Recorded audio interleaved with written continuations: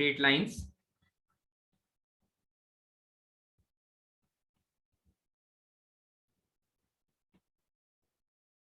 हमने लाइंस के परिवार के बारे में पढ़ लिया भाई। लाइंस के परिवार के कुछ एप्लीकेशंस थे, लाइंस के परिवार के एप्लीकेशंस भी देख लिए। अब हम एक बहुत क्रिटिकल सी चीज के बारे में बात करें, ठीक है। यहां पर वो क्रिटिकल सी चीज है एंगल बाइसेक्टर्स। बहुत लंबा सा कॉन्सेप्ट है, लास्ट में एक छोटे से पॉइंट पे आके रुक जाता है। So we should discuss angle bisectors. यहां पर एंगल बाइसेक्टर्स के बारे में बात करेंगे। काफी इंपॉर्टेंट चीज है, ठीक है। डायरेक्ट क्वेश्चन आता है, डायरेक्ट फॉर्मूला बेस्ड क्वेश्चन आता है, ठीक है। So angle bisectors, okay. अब एंगल बाइसेक्टर्स शुरू करने से पहले फिर से एक छोटी सी प्रीरिक्विजिट, जो जिस चीज की हमें थ्रू आउट जरूरत पड़ेगी, ठीक है।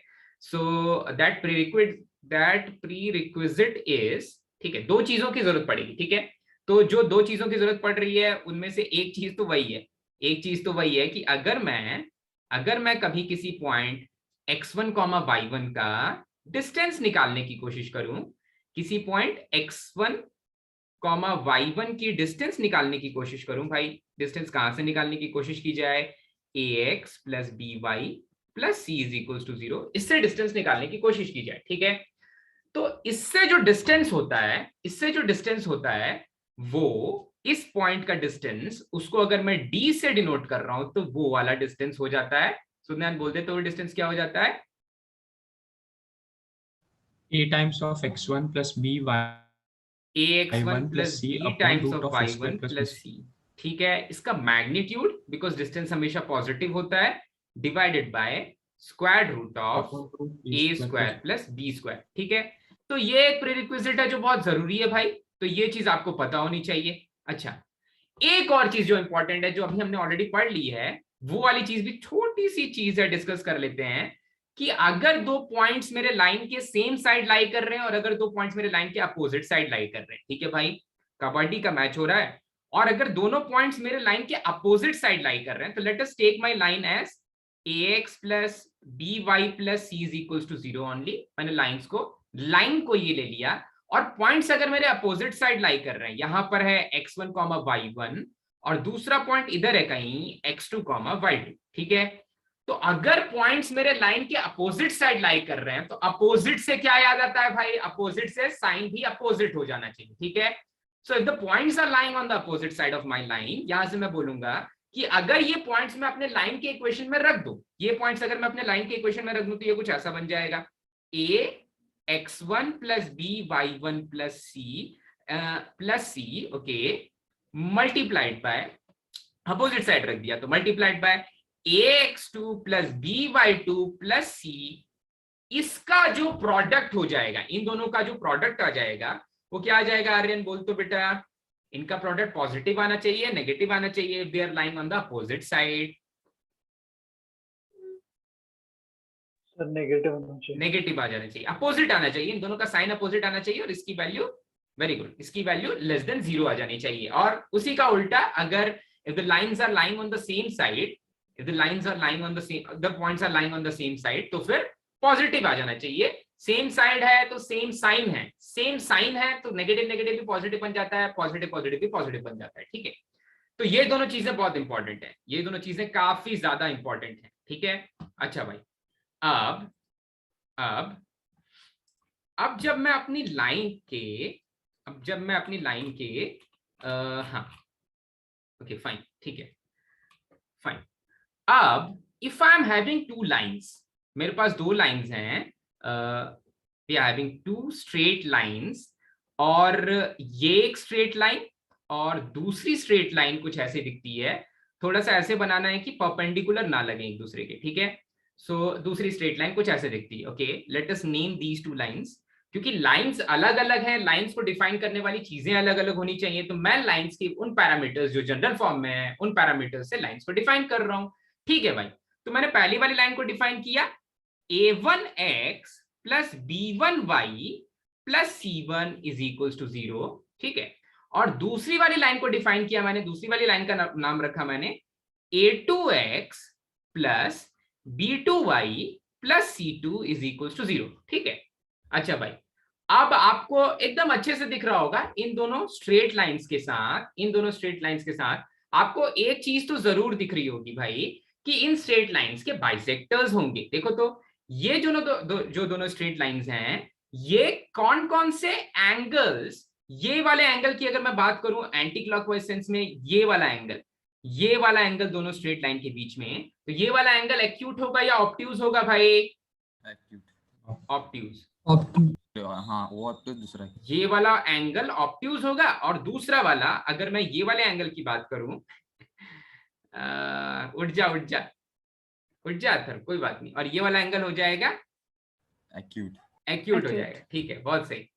अच्छा भाई, अब ध्यान से सुनना, ये जो दोनों स्ट्रेट लाइंस हैं, इनके इनके मैं बाइसेक्टर्स की बात कर रहा हूं, स्ट्रेट लाइंस के बाइसेक्टर्स की बात कर रहा हूं। अच्छा भाई, ये दोनों स्ट्रेट लाइन से जो एंगल्स बन रहे हैं, उन एंगल्स के बाइसेक्टर की बात कर रहा हूं। ऐसा वाला एक बाइसेक्टर, ये वाला एक बाइसेक्टर जो अभी ऑब्ट्यूज एंगल को बाइसेक्ट कर रहा है, और एक और बाइसेक्टर की मैं बात कर रहा हूं, ये वाला बाइसेक्टर जो मेरे एक्यूट एंगल को बाइसेक्ट कर रहा है, ये वाला बाइसेक्टर जो मेरे एक्यूट एंगल को बाइसेक्ट कर रहा है। ठीक है, अपने मन से अपनी मर्जी से आप कुछ कुछ एंगल्स ले लो भाई, थीटा, थीटा 1, थीटा 2, कुछ एंगल्स ले लेते हैं। ठीक है, तो अभी के लिए मैं बोल रहा हूं कि आपको ये तो दिख रहा है ना, एक्यूट एंगल ऑब्ट्यूज एंगल समझ में आ गया, लाइंस का इक्वेशन समझ में आ गया, चमक रहा है ना सभी को भाई? Yes okay. यस। अब देखो, मैं बाइसेक्टर्स का भी नाम रखने वाला हूं। ठीक है, मैं इस वाले बाइसेक्टर को बोलता हूं, बाइसेक्टर का नाम नहीं रखते लेकिन लाइन का एटलीस्ट नाम रख देते हैं, थोड़ा सा इजी हो जाएगा। ओके, मैंने लाइंस का नाम रख दिया, तो रेड वाले को बोल देते हैं लाइन 1। क्या हो गया?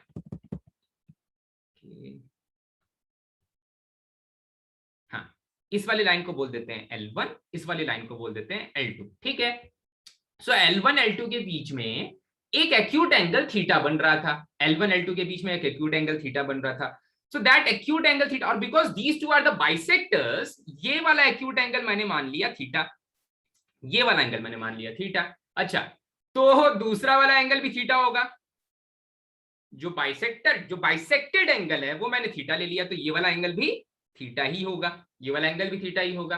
अच्छा ठीक है, ये वाला एंगल भी थीटा होगा। ओके, नाउ जो ये बड़ा वाला एंगल है, ये बड़े वाले एंगल को अगर आप देखो, ये बड़े वाले एंगल को अगर आप देखो, तो ये बड़ा वाला एंगल कितना हो जाएगा भाई?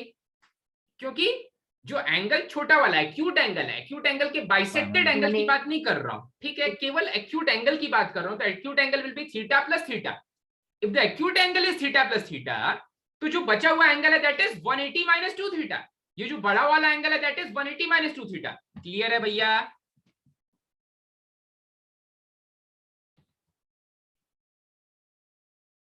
सर योर वॉइस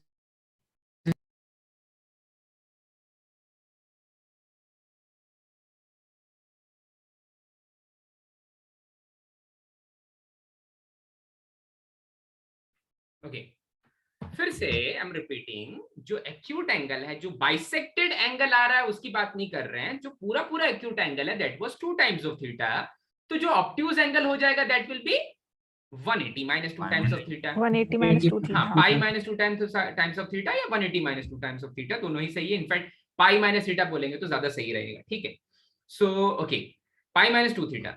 ओके, जो अगर बड़ा वाला obtuse angle pi minus 2 theta है और ये ऑब्ट्यूज एंगल बाइसेक्टर है उसका, तो जो हाफ एंगल आएगा that will B pi minus 2 theta by 2। हाँ, that will B pi minus 2 theta by 2। फिर से मैं रिपीट करता हूं, अगर एक स्ट्रेट लाइन को दूसरी स्ट्रेट लाइन इंटरसेक्ट कर रही है तो उसके दो तरह के बाइसेक्टर्स बन रहे हैं, given that lines are not perpendicular. अगर लाइंस परपेंडिकुलर हो जाएंगी तब उनके दोनों बाइसेक्टर्स 90 डिग्री पे हो जाएंगे, तो उनके बाइसेक्टर्स भी 45 डिग्री पे चले जाएंगे। अच्छा, पर अगर लाइंस ऐसे इंटरसेक्ट कर रही हैं जहां पर उनके जो एंगल्स, उनके बीच में जो एंगल्स हैं वो 90 डिग्री नहीं है, तो दो तरह के एंगल्स बनेंगे भाई। एक एंगल बनेगा एक्यूट एंगल, दूसरा एंगल बनेगा ऑब्ट्यूज एंगल। अच्छा भाई, एक्यूट एंगल जो है उस पूरे पूरे एक्यूट एंगल की वैल्यू है 2 टाइम्स ऑफ थीटा, तो जो ऑब्ट्यूज एंगल हो जाएगा वो हो जाएगा 180 माइनस 2 थीटा। तो ऑब्ट्यूज एंगल का जो हाफ हो जाएगा वो हो जाएगा पाई बाय 2 माइनस थीटा। ठीक है, पूरा पूरा ऑब्ट्यूज एंगल है पाई माइनस 2 थीटा, तो half of that angle will be pi by 2 minus theta, pi by 2 minus theta. ठीक है, अब आप मुझे बताओ ब्लू वाली लाइन और ऑरेंज वाली लाइन एक दूसरे के साथ कौन सा एंगल बना रही है? ब्लू वाली लाइन और ऑरेंज वाली लाइन का एक दूसरे के साथ क्या एंगल बन रहा है? π/2. π/2, ठीक है।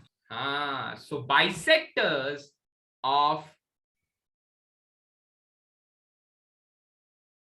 बाइसेक्टर्स, यहां पर लिखना नया point, bisectors of intersecting lines, bisectors of intersecting lines are perpendicular to each other,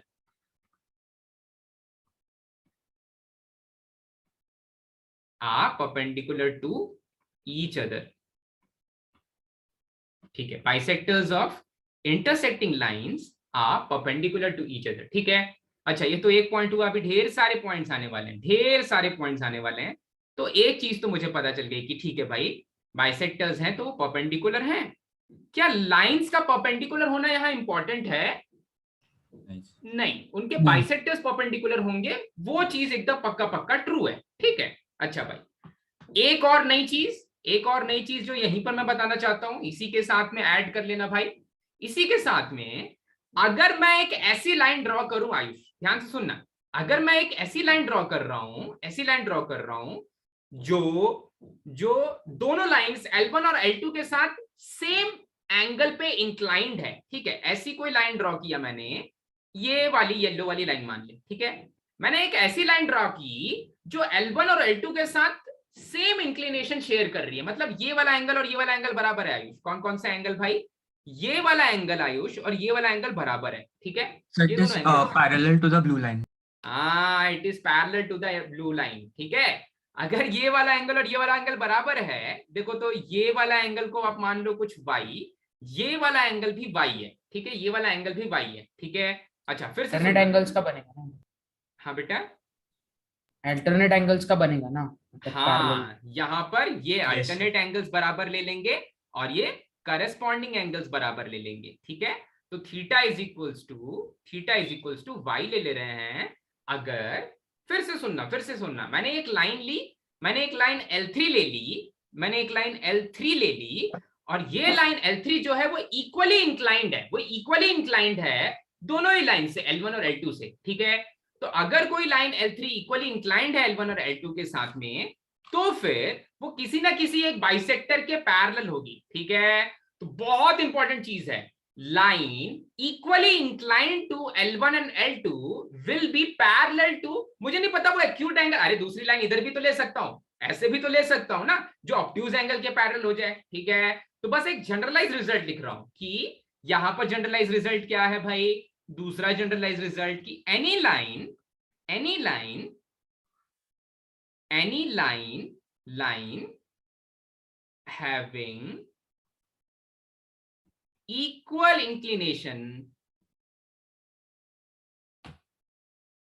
having equal inclination with L1 and L2 will be parallel to one of the bisectors, ठीक है, will be parallel to one of the bisectors, ठीक है। ये चीज clear हुई भाई? अच्छे से समझ में आया? Yes. ठीक है, Yes. वेरी गुड, चलो सही। हाँ बोलो। So वहाँ पे when we took that L3 ना, हाँ, तो हाँ, we हाँ। see that L1 और L2 का जो स्लोप होता है वो मैग्नीट्यूड में सेम आता है और डायरेक्शन में डिफरेंट आता है। गलत, कहीं ऐसा नहीं लिखा नहीं है। आएगा? नहीं, दैट लाइन तो इज why मेकिंग, हाँ तो that ठीक, मेरा हाँ। डाउट था। हाँ ठीक है। L1 और L2 का स्लोप अगर डायरेक्शन में सेम आ जाए और मैग्नीट्यूड में अपोजिट आ जाए, तो इसका मतलब L1 और L2 एक दूसरे के परपेंडिकुलर है। ऐसा तो बोला ही नहीं जा रहा है, मैं तो ये बोल रहा हूँ कि L1 और L2 तो मैग्नीट्यूड में सेम है, यू आर सेइंग। तो समझा या तो हाँ, हाँ, तो क्योंकि मैग्नीट्यूड में सेम है तो पैरेलल हो जाएंगे ना। थीटा वाई,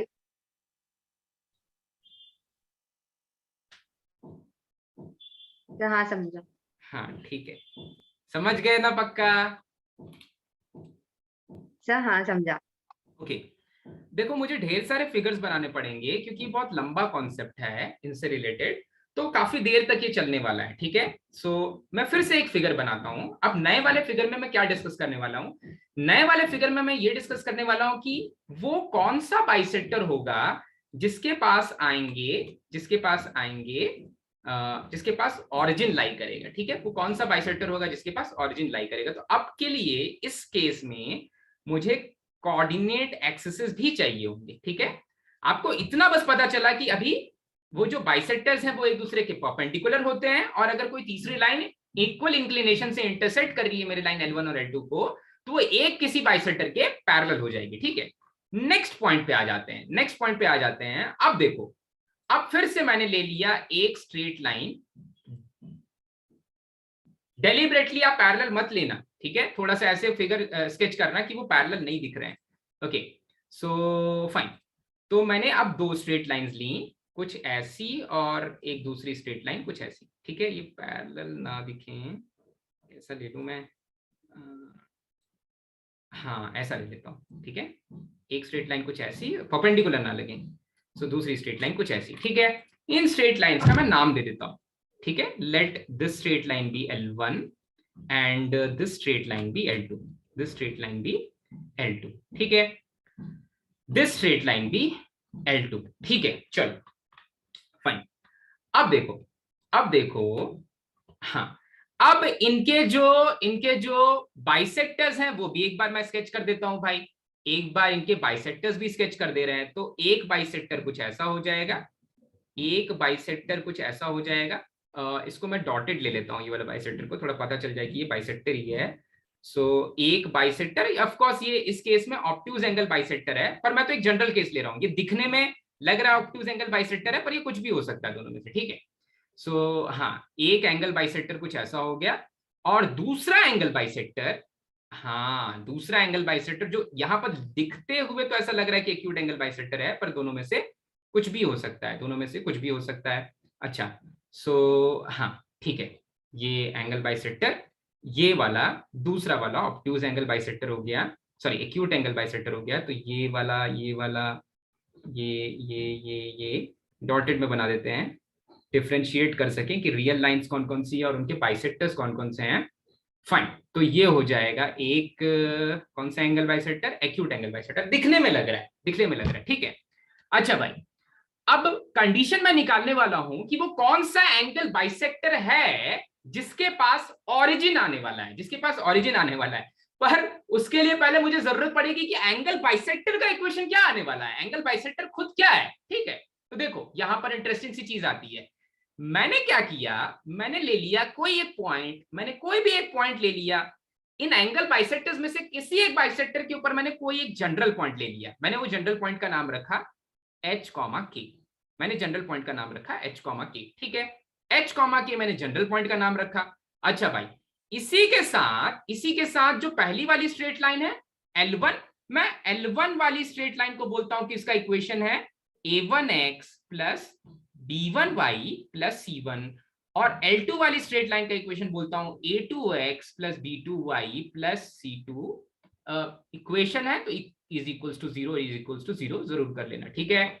यहां तक किसी को भी किसी भी स्टेप में कोई डाउट भाई, किसी भी स्टेप में कोई डाउट, एकदम अच्छे से समझ में आ रहा ना अभी तक? Yes sir. ठीक है, चलो बहुत बढ़िया। अब देखो मैंने क्या किया, मैंने डिस्टेंस निकाला H, K का क्या डिस्टेंस आ जा रहा है इस ग्रीन वाली लाइन से, ऐसे ये वाला डिस्टेंस निकाला, और यहां से भी एक परपेंडिकुलर ड्रॉ किया, ये वाला डिस्टेंस भी निकाला, ठीक है। फिर से सुनो भैया, मैं H, K का डिस्टेंस निकाल रहा हूं, कौन सी लाइन से डिस्टेंस निकाल रहा हूं, एक बार L1 से डिस्टेंस निकाल रहा हूं, एक बार L2 से डिस्टेंस निकाल रहा हूं। अभी थोड़ी देर पहले हमने पढ़ा था भाई डिस्टेंस कैसे निकालते हैं, ax1 plus by1 plus c divided by square root of a square plus b square से निकालते हैं। यहां पर a1 a2, क्योंकि दोनों लाइंस का स्लोप अलग अलग है, इसलिए a1 b1 c1 और a2 b2 c2 के फॉर्म में लिखी गई, ठीक है। अच्छा भाई, काफी इंटरेस्टिंग चीज है, यहां पर एक कॉन्सेप्ट जो एक्चुअली जेईई मेंस के सिलेबस में नहीं है, पर फिर भी जेईई मेंस के सिलेबस में पूछा जा सकता है, वो ये है कि angle bisector pair of straight lines देते हैं। एंगल बाइसेक्टर से मुझे एक स्ट्रेट लाइन नहीं मिलता, एक्चुअली दो स्ट्रेट लाइन का एक साथ इक्वेशन मिलता है, और कैसे मिलता है अभी समझेंगे, ठीक है। सो अगर आप ऐसा बोलते हो सर ये जो डिस्टेंसेस आपने दिखाए, क्योंकि ये एंगल बाइसेक्टर है, मतलब ये वाला एंगल और ये वाला एंगल दोनों बराबर है, थीटा थीटा बराबर है भाई, ठीक है। ये वाले एंगल और ये वाला एंगल बराबर है, ये हाइपोटेनस दोनों में कॉमन है, और 90 डिग्री वाला एंगल भी बराबर है। तो क्या ये दोनों ट्राइंगल्स कॉन्ग्रुएंट होंगे? भाई yes. देखो तो ये वाला 1 वाला ट्राइंगल और 2 वाला ट्राइंगल कॉन्ग्रुएंट दिख रहा है भाई। अरे तीनों नहीं yes. समझ रहा क्या? अगर 3 एंगल्स बराबर हो गए और एक साइड बराबर हो गया तो बस बाकी सारे साइड्स भी बराबर हैं, ठीक है। सो ट्राइंगल्स आर एक्चुअली कॉन्ग्रुएंट। ये राइट हाइपोटेनस साइड ले लो या दूसरे तरीके से भी कर सकते हो वाला एंगल। अगर ये 90 डिग्री है तो ये वाला एंगल बराबर हो जाएगा ना भैया, थीटा टू ले लो और ये थीटा वन बराबर हो जाएगा, तो ए कॉन्ग्रुएंसी से भी बराबर हो जाएगा, ठीक है। अच्छा, तो अगर ये बराबर है दैट मींस सीपीसीटी से ये वाला जो डिस्टेंस आने वाला है और ये वाला जो डिस्टेंस आने वाला है, these distances will also be equal. ये वाला डिस्टेंस और ये वाला distance from corresponding parts of congruent triangle से, ये वाला डिस्टेंस को अगर मैं d1 ले लेता हूं, ये वाला डिस्टेंस को d2 ले लेता हूं, तो d1 will be equals to d2, ठीक है। कैसे हुआ भाई? Corresponding parts of congruent triangle, ठीक है, सीपीसीटी से। पर d1 है क्या? d1 is distance of h comma k from line L2, d2 is distance of h comma k from line L1। अगर थोड़ा सा ध्यान से देखोगे, थोड़ा सा बुद्धि का प्रयोग करोगे, तो h comma k से जब डिस्टेंस निकाल रहे हो L2 का, तो that will be a2h plus b2k plus c2 divided by square root of h square plus k square, ठीक है। h और k मैंने एक यूनिक पॉइंट लिया था, अब h और k एक यूनिक पॉइंट नहीं रहेगा, वो कोई भी वेरिएबल पॉइंट हो सकता है उस पूरे के पूरे स्ट्रेट लाइन में। दिस डिस्टेंस, ये वाले डिस्टेंस के लिए मुझे मॉडुलस साइन भी लगाना पड़ेगा। So this distance will be equals to h comma k का डिस्टेंस L1 लाइन से, that will be a1h plus b1y plus c1। Sir नीचे स्क्वायर के अंदर a square plus a2 square plus b2 square आएगा, हाँ, square root of a2 square plus b2 square, okay, a2 square plus b2 square. यहां पर भी नहीं, यहां पर a1 square plus b1 square, this will become square root of a1 square plus b1 square, ठीक है। अब ध्यान से सुनना मेरी बात, अभी तो h के पॉइंट मैंने एक पॉइंट लिया था सुज्ञान, पर क्या जितने भी पॉइंट्स उस बाइसेक्टर पे होंगे, अगर तू ये वाला पॉइंट लेता ना सुज्ञान, यहां पर ये वाला पॉइंट लेता और इससे परपेंडिकुलर ड्रॉ करता और फिर इससे परपेंडिकुलर ड्रॉ करता, फिर से वो जो नया वाला पॉइंट तू ले रहा होता ना, उसमें भी वो डिस्टेंसेस बराबर ही होते, ठीक है। इसका मतलब h कॉमा k, जिसको मैंने अभी एक फिक्स पॉइंट लिया था, वो कोई भी वेरिएबल पॉइंट हो सकता है जो मेरे बाइसेक्टर के वेरिएबल पॉइंट्स को, बाइसेक्टर को रिप्रेजेंट करने वाला है, ठीक है। फिर से सुनो भाई, h कॉमा k मैंने एक फिक्स पॉइंट लिया था, तो ये डिस्टेंसेस आ रहे थे। अब क्योंकि h कॉमा k कोई दूसरा पॉइंट भी आप लोगे तो उसका दोनों लाइन से जो डिस्टेंसेस होंगे वो हमेशा सेम ही होने वाले हैं, अगर वो बाइसेक्टर पे कोई पॉइंट लेने वाले हो तो। इसलिए instead of writing h comma k I shall write x comma y, ठीक है, सॉरी यहां पर k लिखना था, in place of h comma k I will be writing x comma y, ठीक है भाई। तो h कॉमा k को रिप्लेस कर दिया x कॉमा y से, तो यहां पर आ गया a2x plus b2y plus c2 का magnitude divided by square root of a2 square plus b2 square is given equals to magnitude of a1x, h की जगह पर x रख दे रहे हैं, plus b1y plus c1 divided by square root of a1 square plus b1 square का magnitude, ठीक है। चमका भाई, एकदम बढ़िया, सबको समझ में आ गया? यस अब देखो, इसका मतलब ये जो अभी संसार में जहां जहां पर एक्स वाई दे दिया गया वो एक वेरिएबल पॉइंट बन गया, अच्छा तुम मुझे बताओ, ये a2x plus b2y plus c2 क्या था? ये क्या था? ये तो इक्वेशन ऑफ लाइन L1 था। Line L1. L2 था L1 और ये a1x plus b1y plus c1 equation of line L1 था। नीचे में जो a1 square plus b1 square a2 square plus, अरे a b तो नंबर होते हैं ना भाई, तो नीचे में कांस्टेंट वैल्यू लिखी हुई थी, नीचे में कांस्टेंट वैल्यू लिखी हुई थी। इसलिए अभी ध्यान से सुनना, अभी लिखना मत, लिखने का मौका जरूर मिलेगा। अभी पहले समझ लो इस चीज को, काफी क्रिटिकल चीज है, ठीक है। यहां पर देखो, यहां पर ऊपर मैग्नीट्यूड लिखने की जगह अगर मैं मैग्नीट्यूड को रिमूव करता हूं तो क्या होता है, इसका पॉजिटिव साइन, इसका नेगेटिव साइन, इसका पॉजिटिव साइन, इसका नेगेटिव साइन, ठीक है। तो ये दोनों मैग्नीट्यूड्स को रिमूव कर रहे हैं, दोनों मॉडुलस को, मॉडुलाई को रिमूव किया जा रहा है। तो जब पॉजिटिव मिलेगा तो पॉजिटिव आएगा, नहीं होगा, पॉजिटिव मिलेगा तो पॉजिटिव आएगा, ये वाला पॉजिटिव ये वाला नेगेटिव मिलेगा तो नेगेटिव आएगा, ये वाला नेगेटिव ये वाला पॉजिटिव मिलेगा तो नेगेटिव आएगा, और ये वाला नेगेटिव ये वाला नेगेटिव मिलेगा तो पॉजिटिव आ जाएगा, ठीक है। तो एक्चुअली जब आप मॉडुलाई को रिमूव करते हो तो आपको एक पॉजिटिव और एक नेगेटिव साइन मिलता है, ठीक है।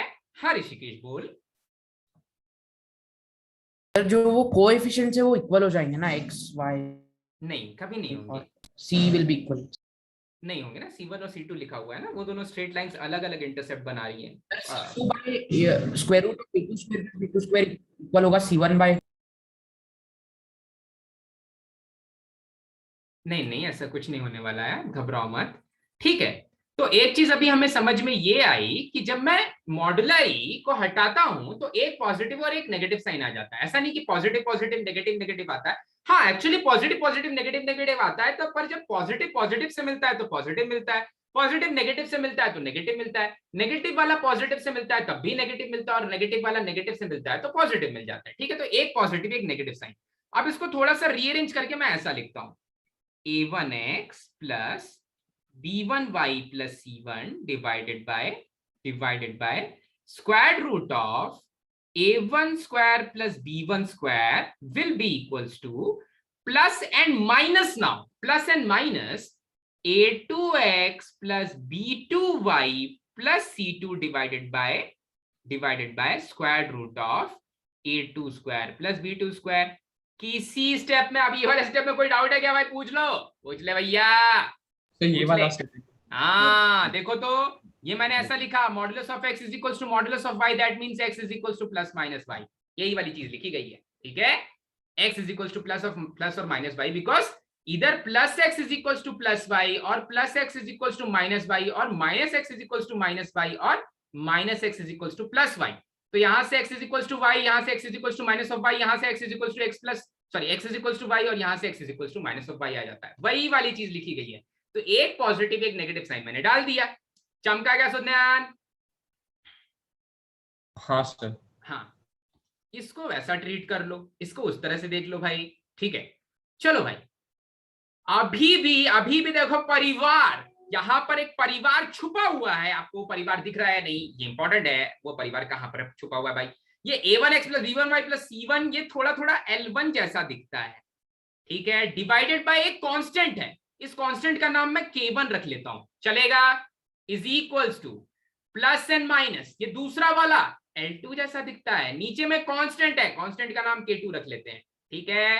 तो फिर आप L1 is equals to plus and minus k1 upon k2 times of L2 लिख सकते हैं, बिल्कुल लिख सकते हैं। तो फिर आप बोलोगे सर ये तो ऐसा दिखता है, L1 is equals to minus plus k1 upon k2 times of L2 is equals to 0, ठीक है।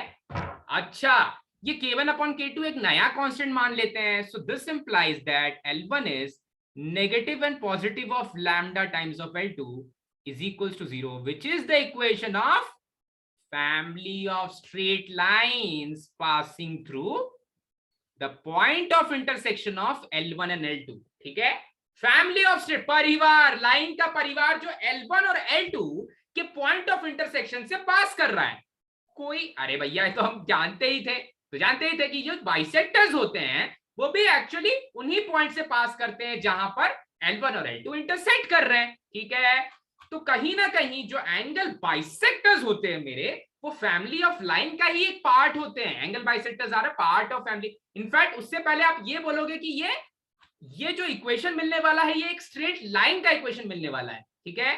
तो स्ट्रेट लाइन का इक्वेशन यहां से मिलने वाला है, और जो छुपे हुए एंगल बाइसेक्टर्स है ना, वो यहीं पर छुपे हुए हैं। एक बार जब प्लस वाला साइन लेते हो तो आपको एक एंगल बाइसेक्टर मिलता है, जब नेगेटिव साइन लेते हो तो आपको दूसरा वाला एंगल बाइसेक्टर मिलता है। ठीक है, सो यहां से बोल देंगे, पहले दो चीजें यहां से पता चलती हैं। पहला वाला पॉइंट दैट फॉर इफ एक बार नेगेटिव लोगे तो एक एंगल बाइसेक्टर, एक बार पॉजिटिव लोगे तो दूसरा एंगल बाइसेक्टर। उसके पहले एंगल बाइसेक्टर्स वही angle bisectors are also a part of परिवार, also a part of family of straight lines passing through L1 and L2। ठीक है, so angle bisectors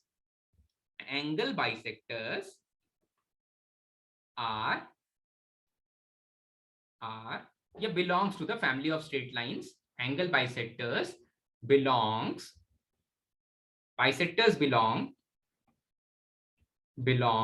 to the family of straight lines,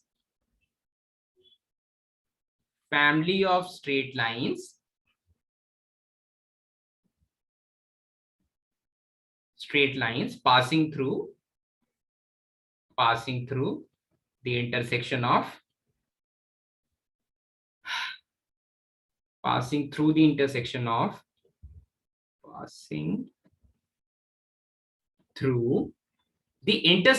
L1 and L2, the intersection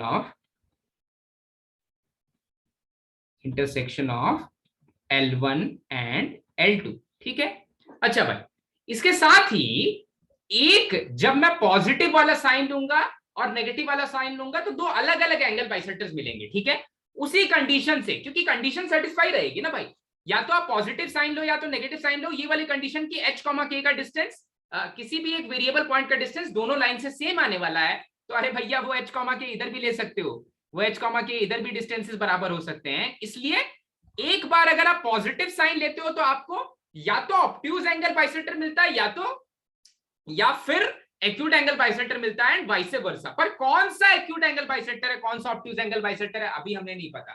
तो अभी हम लिखेंगे कि यहां से हमें केवल एक चीज पता चलती है कि positive and negative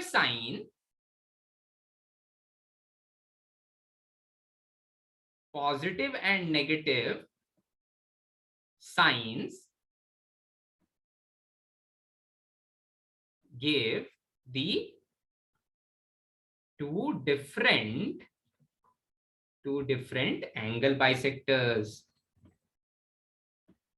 two different angle bisectors।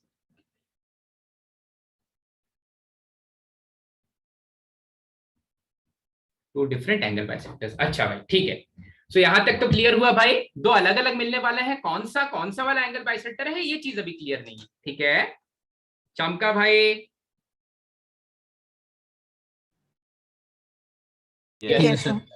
हाँ, फिर से एक बार, पॉजिटिव और नेगेटिव साइन जो अलग अलग आ रहे हैं, पॉजिटिव और नेगेटिव साइन, वहां से अलग अलग एंगल बाइसेक्टर्स मिलने वाले हैं। इनमें से एक एक्यूट एंगल बाइसेक्टर है, दूसरा ऑब्ट्यूज एंगल बाइसेक्टर है। हाँ श्रेया पूछिए। The family of lines में when we when you told about lambda was वो इंटरसेक्शन पॉइंट के बारे में बता रहा था ना, और यहाँ पे ये लैम्बडा किसके बारे में बता रहा है? यहाँ पर भी ये लैम्बडा इंटरसेक्शन के बारे में ही बता रहा है, वो कंडीशन है। लैम्बडा कभी इंटरसेक्शन के बारे में नहीं बताता। लैम्बडा वो कंडीशंस लॉक करता है कि उन लाइंस का इंटरसेप्ट क्या है या स्लोप क्या है, या फिर वो लाइंस कौन सी, दो पॉइंट्स, वो दो वेरिएबल्स को लॉक कर देता है। एक लैम्बडा दो वेरिएबल्स को लॉक करने की कोशिश करता है जब आपको एक और कंडीशन अलग से दे दी जाती है। तो यहाँ पर भी वो लैम्बडा केवल वो वाली कंडीशन को लॉक कर पा रहा है अभी के लिए, जहां पर ये बोला जा रहा है कि वो वेरिएबल पॉइंट, जिस वेरिएबल पॉइंट की बात हो रही है, that variable point is equidistant from both the lines. ठीक है, ओके फाइन, ठीक है। सो यहां पर भी अभी कहानी खत्म नहीं हुई, फिर से एक स्केच बनाना पड़ेगा, और अब हम डिसाइड करेंगे कि ऐसा कौन सा एंगल बाइसेक्टर है जिसके पास ऑरिजिन जाने वाला है, और ऐसा कौन सा एंगल बाइसेक्टर है जिसके पास ऑरिजिन नहीं जाने वाला है। ठीक है, सो फिर से एक स्केच, और इसके बाद एक और स्केच बनाएंगे जहां पर ये डिसाइड कर लेंगे कि कौन सा एंगल बाइसेक्टर एक्यूट है, कौन सा एंगल बाइसेक्टर ऑब्ट्यूज है। ठीक है, फिर से एक स्ट्रेट लाइन बना लो भाई, फिर से एक स्ट्रेट लाइन बना लो। काफी स्केचिंग खेली जा रही है भाई, आपकी कला का पूरा प्रदर्शन हो जाएगा यहाँ पर। ठीक है, सो फाइन, ये थोड़ा सा ऐसे बनाना है कि लगे कि वो परपेंडिकुलर नहीं है, तो मैं इसको थोड़ा सा रोटेट करके ऐसा बना देता हूँ। ठीक है, लग रहा है परपेंडिकुलर है क्या? अभी भी लग रहा है नहीं। मैं रेड वाले को थोड़ा और घुमा देता हूँ।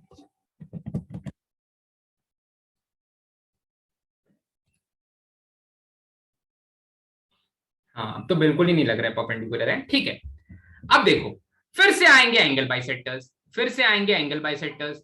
तो एंगल बाइसेक्टर्स भी बना लेते हैं भाई। एंगल बाइसेक्टर, एक एंगल बाइसेक्टर ये हो जाएगा, और दूसरा एंगल बाइसेक्टर को हम लाइट में बनाएंगे, और दूसरा एंगल बाइसेक्टर ये हो जा रहा है। ठीक है, दूसरा एंगल बाइसेक्टर ये हो जा रहा है। ठीक है, यहां पर एंगल बाइसेक्टर्स का इतना बड़ा एप्लीकेशन नहीं है, इतना बड़ा एप्लीकेशन नहीं। मुझे तो रीजन्स जानने केवल, कौन कौन से रीजन्स नहीं, रीजन। ठीक है, कौन कौन से रीजन बन रहे हैं यहाँ पर। ठीक है, तो देखो फिर से एक बार थोड़ा सा इनको डॉटेड कर लेना भाई, एंगल बाइसेक्टर्स को डॉटेड कर लेना, ताकि डिफरेंशिएट कर पाओ कि कौन सा एंगल बाइसेक्टर है, कौन सी आपकी स्ट्रेट लाइन से। ऑफकोर्स आपका एंगल बाइसेक्टर वो होंगे जो परपेंडिकुलर हैं, जो एक दूसरे के परपेंडिकुलर लाइंस हैं, वो एंगल बाय, अरे ये तो गड़बड़ कर दिया मैंने, ऑरेंज वाला पे भी तो बनना।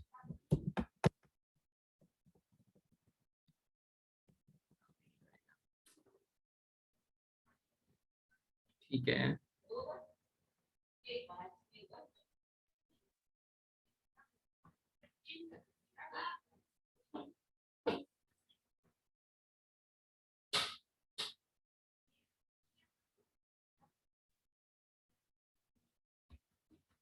ठीक है, ऐसा कुछ। ओके, अब देखो मैंने लिया एक पॉइंट, कोई भी एक पॉइंट लिया। कहां पर लिया पॉइंट मैंने? कोई भी एक पॉइंट लिया, x,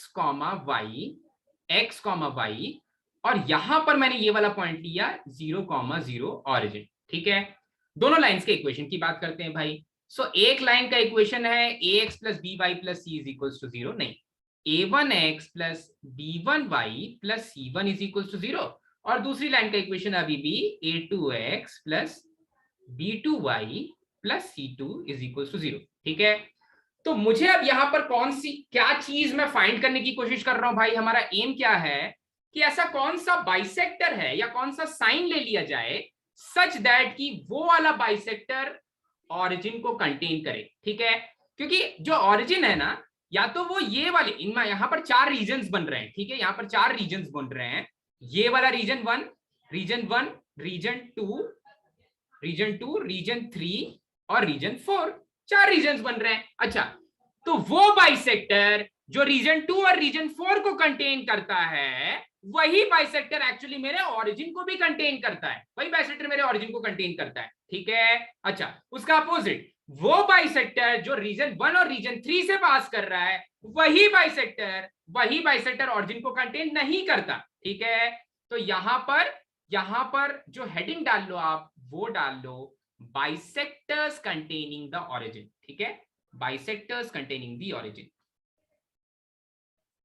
बाइसेक्टर्स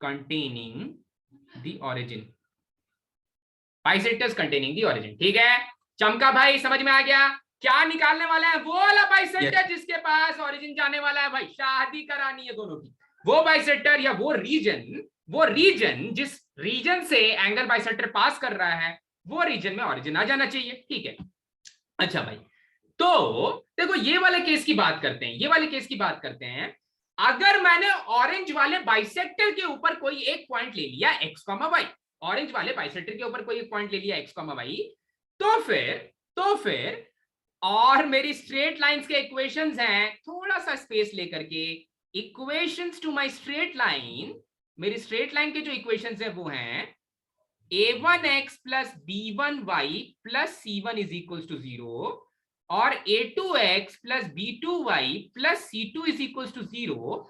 अब आपको क्या करना है, इन इक्वेशंस को ऐसे ट्रांसफॉर्म करना है such that c1 and c2 are always positive. ठीक है, तो इसको ऐसा ट्रांसफॉर्म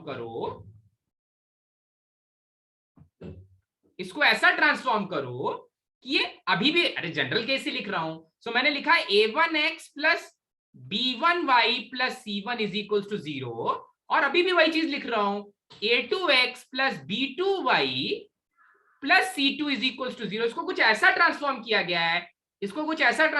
गया है कि C1 और C2 दोनों पॉजिटिव हो गए। ठीक है, तो मान लो कि अगर आपका इक्वेशन कुछ ऐसा होता, 2x + 3y - 5 = 0, तो आपको क्या करना है, आपको इस इक्वेशन को लिखना है -2x - 3y + 5 = 0। तब आपका C1 या जो भी यहां पर कांस्टेंट है वो पॉजिटिव हो जाएगा।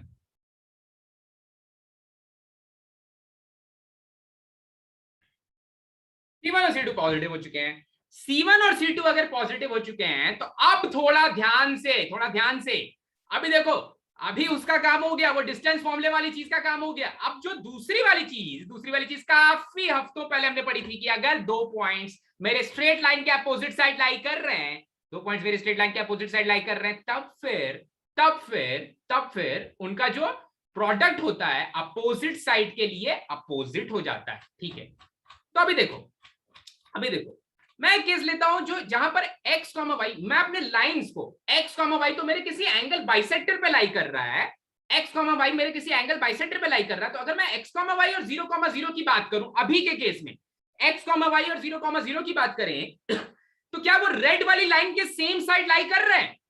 x, y और 0, 0 रेड वाली लाइन, मतलब कौन सी लाइन है? रेड वाली का नाम, अरे नाम तो दिया ही नहीं है, तो रेड वाली लाइन का नाम दे देते हैं भैया। इसका नाम दे दिया L1, इसका नाम दे दिया L2। ठीक है, तो L1 के सेम साइड लाई कर रहे हैं, अच्छा सेम साइड लाई कर रहे हैं। ठीक है, सेम साइड लाई कर रहे हैं, तो एक इक्वेशन में तो मैं रखने वाला हूं x, y। ठीक है, अभी मैं बात कर रहा हूं L1 की।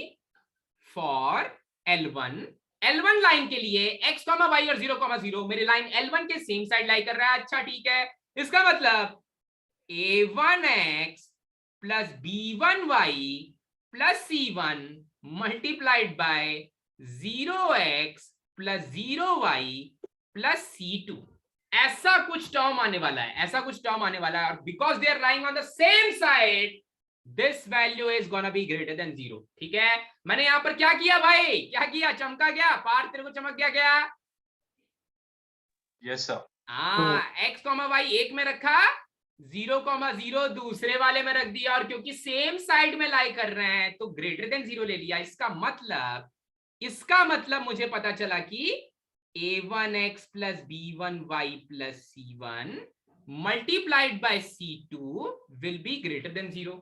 और c2 तो पॉजिटिव है, c1 c2 को तो पॉजिटिव कर चुके हैं। इसका मतलब कहीं ना कहीं a1x + b1y + C1 पॉजिटिव है, a1x + b1y + C1 पॉजिटिव है। अच्छा ठीक है, अच्छा यही वाली चीज अगर L2 के लिए बात करें, फॉर L2, अगर L2 के लिए भी अगर इसी चीज की बात करोगे तो देखो, तो अब आ जाते हैं वापस L2 लाइन के लिए। L2 लाइन के लिए क्या फिर से 0, 0 और xy सेम साइड लाई कर रहे हैं? देख लो भाई ध्यान से, L2 लाइन के लिए 0, 0 xy, अरे बोल दर्शन, L2 लाइन के लिए भी 0, 0 xy सेम साइड लाई कर रहे हैं। ठीक है, अच्छा ठीक है, सेम साइड लाई कर रहे हैं, इसका मतलब फिर से वही चीज भाई, L2 लाइन में a2x + b2y, यहां पर L1 लाइन के लिए, L2 लाइन के लिए ये चीज मैंने कुछ गड़बड़ लिखी है, क्या गड़बड़ लिखा है यहाँ पर? तो a times of 0 + b1 times of 0 ना चाहिए ना ऊपर, x का वैल्यू और y का वैल्यू 0। हाँ, x का वैल्यू 0, y का वैल्यू 0, और because they are lying on the same side, तो लाइन की इक्वेशन भी सेम रखनी है सुनिए। तो लाइन की इक्वेशन ना ऐसे लिखनी पड़ेगी, a2 times of 0 + b2, not a2, a1 की बात हो रही है, जिस लाइन की बात हो रही है वही वाली लाइन लिखनी पड़ेगी। So that means that a1 times of 0 + b1 times of 0 + c1। हाँ ठीक है, अरे भैया दोनों जगह सेम ही लाइन तो रखते थे, देख लो भाई, देख लो कहां पर लिखा। हाँ यहाँ पर कैसे लिख दिया मैंने? अच्छा यहाँ पर x1 और x2 रखा जा रहा है। ठीक है, तो देखो लाइन तो एक ही है, लाइन के जो टर्म्स हैं a b c वो चेंज नहीं हो रहे हैं भाई, लाइन तो एक ही है। ठीक है, तो यहाँ पर जो पॉइंट ऑफ कंसर्न है, जो लाइन ऑफ कंसर्न है, दैट इज L1। तो L1 के लिए xy रखा है, L1 में ही 0, 0 रखा है। ठीक है, वैसे ही चीज करेंगे, यहाँ पर C2 नहीं, यहाँ पर C1 लिख लेना, पर C1 भी पॉजिटिव है, तो वो जो कंडीशन है उसमें कोई फर्क नहीं पड़ेगा। ओके, नेक्स्ट पार्ट इज दूसरी वाली लाइन की बात हो रही है। दूसरी वाली लाइन में भी वही कहानी हो गई भाई, a2x + b2y + c2 multiplied by x और y की जगह पर 0,0 रख दो। सो a2 times of 0 plus b2 times of 0 plus c2, क्योंकि सेम साइड लाई कर रहे हैं ग्रेटर देन 0 हो जाएगा। c2 की वैल्यू ऑलरेडी ग्रेटर देन 0 है, इसका मतलब a2x plus b2y plus c2 ये ग्रेटर देन 0 है। a2x plus b2y plus c2 ये ग्रेटर देन 0 है, ठीक है।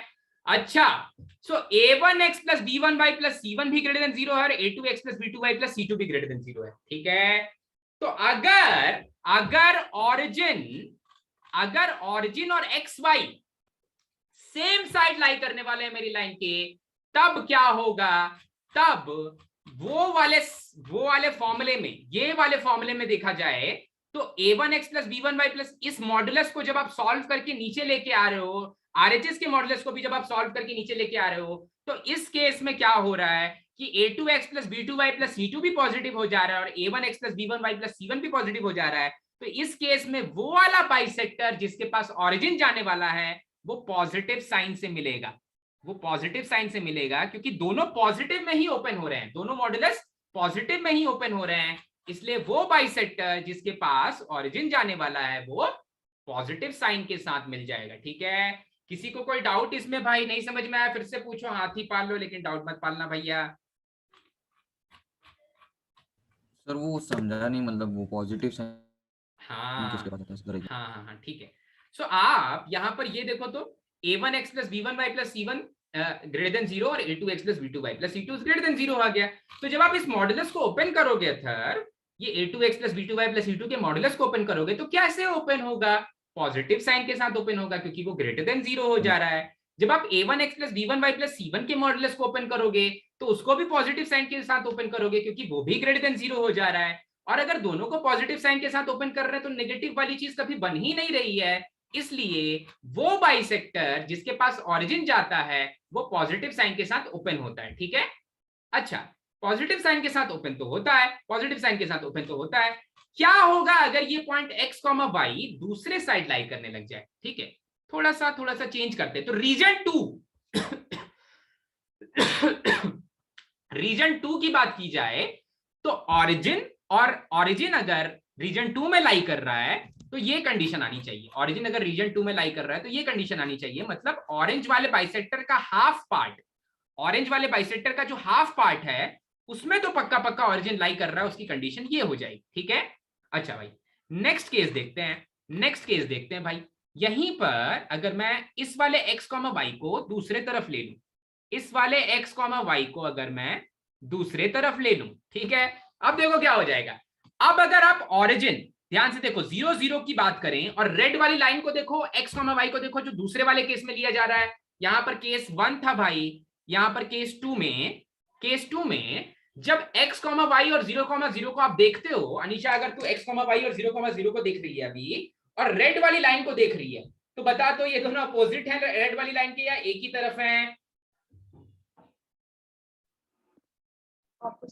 ऑपोजिट है, ठीक है। वैसे ही अनीशा ग्रीन वाली लाइन L2 को देख और x, y का सेकंड वाला केस देख और 0, 0 को देख। 0, 0 ऑरिजिन, x, y का सेकंड वाला केस और L2 लाइन वो भी ऑपोजिट हैं, ठीक है, उस केस में भी ऑपोजिट हैं, ठीक है। तो फिर से मैं आपको एक बार एक्सप्लेन कर देता हूं भाई।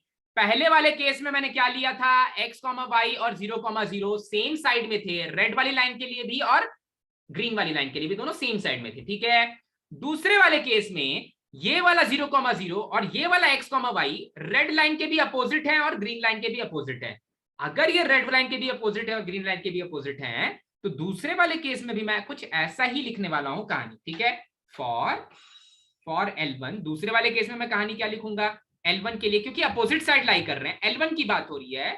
सो a1x plus b1y plus c1 multiplied by, फिर से 0, 0 आएगा। सो a1 times of 0 plus b1 times of 0 plus c1, this should be less than 0। ये वाली चीज होगी पहली वाली लाइन के लिए, पर c1 तो खुद पॉजिटिव है, ये तो पॉजिटिव है, तो नेगेटिव कैसे हो जा रही है पूरी चीज? a1x plus b1y plus c1 is less than 0. हाँ, ये लेस देन 0 हो जा रहा है। वैसे ही जब आप L2 लाइन की बात करोगे, जब आप L2 लाइन के लिए बात करोगे तब ऐसा कुछ आ जाएगा भाई, a1x plus b1y plus c1 multiplied by, वहां नहीं L2 लाइन की बात हो रही है तो 2 लिखना पड़ेगा, तो यहां पर लिखेंगे a2x plus b2y plus c2, a2x plus b2y plus c2 multiplied by, अब 0 0 रख दो, a2 times of 0 plus b2 times of 0 plus c2, this will be less than 0। अगर ये लेस देन 0 हो जा रहा है आसानी का, तो c2 तो पॉजिटिव है, c2 तो पॉजिटिव है, तो ये वाली पूरी चीज लेस देन 0 कैसे हो जा रही है बोल तो? हाँ a2x plus b2y plus c2 actually negative हो जा रहा है, ठीक है। और फिर से देखो, मैं अभी जब आरएचएस में गया ना, अगर तुम ध्यान दोगे दूसरे वाले केस में भी मैं बाइसेक्टर, तो ऑरेंज वाले बाइसेक्टर की बात कर रहा हूं, अभी भी मैं ऑरेंज वाले बाइसेक्टर की बात कर रहा हूं भाई। तो ऑरेंज वाले बाइसेक्टर के लिए अगर अपोजिट साइड भी चला गया तो बाइसेक्टर तो ऑरेंज वाले की बात कर रहा हूं, तो फिर जब a1x plus b1y plus c1 भी लेस देन 0 हो जा रहा है और a2x plus b2y plus c2 भी लेस देन 0 हो जा रहा है, तो वापस आ जाओ, वापस आ जाता है। अब बोल तो मॉडुलस ओपन होगा नेगेटिव में, ये वाला मॉडुलस भी ओपन होगा नेगेटिव में, नेगेटिव नेगेटिव कैंसिल हो जाएगा, तो फिर पॉजिटिव हो जाएगा, ठीक है। इसका मतलब फाइनल कंक्लूजन क्या होता है? ऑरिजिन किसके पास जाता है? ऑरिजिन उस बाइसेक्टर के पास जाता है जो बाइसेक्टर मुझे मिलता है पॉजिटिव साइन के साथ ओपन करने के बाद, ठीक है। ऑरिजिन उस बाइसेक्टर के पास जाता है जो बाइसेक्टर मुझे मिलता है पॉजिटिव साइन के साथ उस वाले फॉर्मूले को ओपन करने के बाद, ठीक है। सो फाइनल कंक्लूजन मैं लिखूंगा, origin goes to the bisector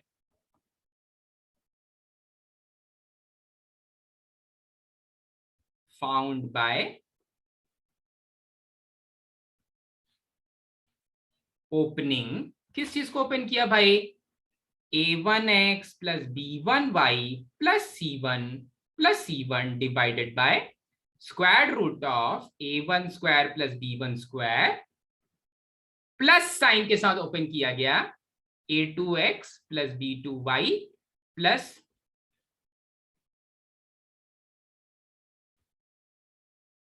a2x plus b2y plus c2, a2x plus b2y plus c2 divided by square root of a2 square plus b2 square, ठीक है। पॉजिटिव साइन के साथ ओपन किया गया तो उस वाले बाइसेक्टर के पास जाता है, ठीक है। तो किसके साथ नहीं जाता है? जब नेगेटिव साइन के साथ ओपन करोगे तो उस वाले बाइसेक्टर के पास नहीं जाएगा, ठीक है। बहुत सिंपल है, ठीक है। तो यही वाले इक्वेशन में अगर not doesn't go to that bisector, जब आप उसको नेगेटिव साइन के साथ ओपन करोगे, ठीक है।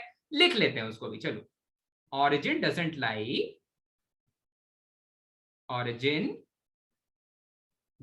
लाई in the bisector obtained by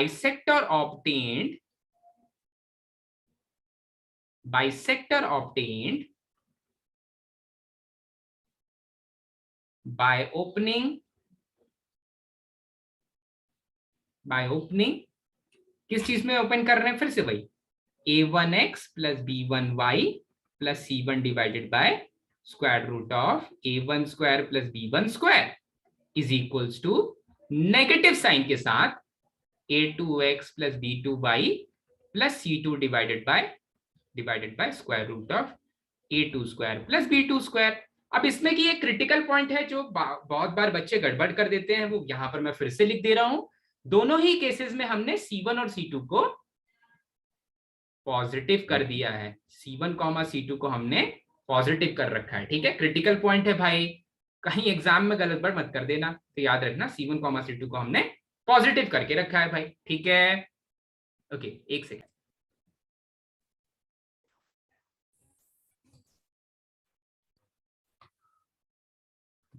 okay, I shall repeat it again. जब ऑरिजिन वाला जो बाइसेक्टर होता है वो पॉजिटिव साइन के साथ ओपन होता है, गिवन दैट c1 और c2 पॉजिटिव होने चाहिए। और जो ऑरिजिन वाला बाइसेक्टर नहीं होता है, ऑरिजिन वाला बाइसेक्टर का मतलब आप ये मत सोचो कि एक ही साइड, ये जो ऑरेंज वाली लाइन है ये थ्रू आउट जा रही है और उसमें ऑरिजिन लाई कर रहा है, मतलब रीजन 2 और रीजन 4 में दोनों को कंसिडर कर रहा हूं, तब मैं बोल रहा हूं कि वो बाइसेक्टर ऑरिजिन को कंटेन करता है, ठीक है। दूसरे वाले केस में दूसरे वाले केस में कंटेन नहीं करता। तो रीजन 1 और रीजन 4 में जो लाइन पास कर रही है, जो मेरी actually pair of straight lines का बाइसेक्टर है, वो वाला बाइसेक्टर ऑरिजिन को कंटेन नहीं करता। ठीक है, तो भाई अगर कंटेन नहीं करता तो नेगेटिव साइन के साथ ओपन कर देंगे। तो यहां पर मुझे निकालना है वो बाइसेक्टर जो ऑरिजिन को कंटेन करता है। वो बाइसेक्टर जो ऑरिजिन को कंटेन करता है, वो बाइसेक्टर निकालने के लिए मुझे क्या करना पड़ेगा? पहले तो स्टैंडर्ड फॉर्म में लिखो, C1 C2 को पॉजिटिव कर लो।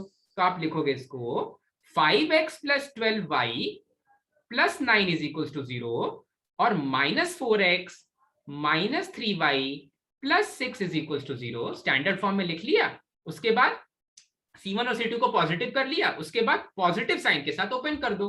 तो ऐसा हो जाएगा भाई 5x + 12y + 9 डिवाइडेड बाय 5² + 12² का square root that is 13 = -4x - 3y + 6 divided by 4² + 3² का स्क्वायर रूट दैट इज 5। अच्छा, तो ये दे देगा 25x + 60y + 45 = -54x - 39y +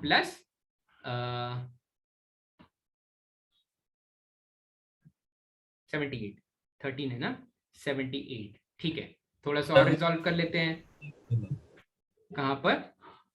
-52x होगा। 52x। Okay fine. सो ये बना देगा 77x + 99y I guess 38 90 99y - 23 -23 48 68 33 = 0। ठीक है, सो 11 से शायद डिविजिबल है सारी चीजें। थोड़ा सा और सिंप्लीफाइड फॉर्म में लिखते हैं हम इसे। तो ये दे देगा मुझे 7x + 9y - 3 = 0। ठीक है, तो इस बाइसेक्टर को मैं बोल देता हूं ये मेरा बाइसेक्टर 1 है, ये मेरा बाइसेक्टर 1 है। ठीक है, तो यही वो बाइसेक्टर है जो कंटेन कर रहा है ऑरिजिन को। ठीक है, एक बार चेक कर लेते हैं इसको डेस्मोस पे जाकर के। ठीक है, so okay fine. Sir, rotating the axes won't make any difference in which bisector will contain the origin. करेगा ना भाई। आप एक्सिस को किस तरह रोटेट कर रहे हो? इस पॉइंट के अबाउट रोटेट कर रहे हो या ओरिजिन के अबाउट रोटेट कर रहे हो? Origin के तब कोई फर्क नहीं पड़ेगा। क्या तब कोई फर्क नहीं पड़ेगा। तो वही ओरिजिन वहीं पर है ना, वो तो कैसे भी रोटेट करो, ओरिजिन तो उधर ही बैठा हुआ है। So how will it affect? How will it affect the equations? Yes. Equations में ऐसा होगा कि हाँ, इक्वेशंस में ऐसा होगा कि जो cos थीटा sin थीटा की वैल्यू है वो आप चेंज करने वाले हो, तो उनके इंटरसेप्ट चेंज होते जाएंगे। जैसे आप इसको रोटेट कर रहे हो, इसको रोटेट कर रहे हो, तो ये वाले ब्लू वाली लाइन अभी बहुत ऊपर जाकर के इसको कट कर रही है। इसको रोटेट किया तो सॉरी अभी बहुत नीचे जाकर इसको कट कर रही है। इसको रोटेट किया तो ये और ऊपर जाकर के और ऊपर जाकर के और ऊपर जाकर के इधर कट करने लग जाएगी, इधर कट करने लग जाएगी, इधर कट करने लग जाएगी। तो उसका इंटरसेप्ट बढ़ा रहे हो आप या छोटा कर रहे हो, पर ऑरिजिन वहीं पर खड़ा हुआ है। ठीक है, और लाइंस का जो पॉइंट ऑफ इंटरसेक्शन है, क्योंकि आप ऑरिजिन को रोटेट कर रहे हो केवल, तो लाइंस का पॉइंट ऑफ इंटरसेक्शन भी वहीं पर खड़ा हुआ है, वहीं पर खड़ा हुआ है। तो वो दोनों रिलेटिव पॉइंट्स एक ही जगह पर है। ठीक है, तो कोई फर्क नहीं पड़ रहा है, अभी कोई फर्क नहीं पड़ रहा है इसको। ठीक है, वो ऐसा हो सकता है उस केस में कि वो रीजन चेंज हो जाए, पर जो लाइन ग्रीन लाइन है वो उधर ही से पास करेगी, कि पॉइंट ऑफ इंटरसेक्शन भी चेंज नहीं हो रहा है। Fine. So this was regarding the equation of bisector containing the origin. अब जो नया वाला फॉर्म है उसमें हम पता करेंगे कि कौन कौन से ऐसे कौन सा ऐसा बाइसेक्टर होता है जो ऑब्ट्यूज एंगल होता है, कौन सा ऐसा होता है जो एक्यूट एंगल होता है। ध्यान से सुनना भाई, मैं चाहता तो आपको ये वाला फॉर्मूला भी डायरेक्टली बता सकता था कि पॉजिटिव वाला कंटेन करता है ऑरिजिन को, नेगेटिव वाला नहीं करता है। किसी रीजन से ये पूरा प्रूफ कराया गया है, तो प्रूफ इंपॉर्टेंट है। ठीक है, अंडरस्टैंडिंग के लिए इंपॉर्टेंट है। ठीक है, ओके नेक्स्ट वाला part, acute and obtuse angle bisectors. यहां पर पता करेंगे कि कौन सा एक्यूट एंगल बाइसेक्टर है और कौन सा ऑब्ट्यूज एंगल बाइसेक्टर है। ठीक है, so acute and obtuse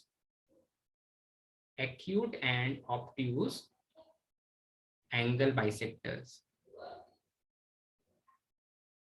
okay, अब देखो यहां पर बहुत तगड़ा इमेजिनेशन चाहिए मुझे ज्योमेट्री का। बचपन में जो ज्योमेट्री पढ़ी है उसका बहुत अच्छा इमेजिनेशन चाहिए, तभी बहुत जल्दी से चमकेगा, तभी अच्छे से चमकेगा भाई। ठीक है, सो थोड़ा थोड़ा पार्ट एक एक करके देखते हैं।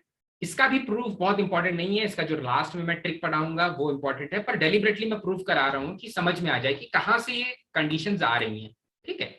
सो मैंने ऐसा कुछ ले लिया, मैंने एक स्ट्रेट लाइन ली इस तरह की और दूसरी स्ट्रेट लाइन ले ली कुछ ऐसी, दूसरी स्ट्रेट लाइन ले ली कुछ ऐसी,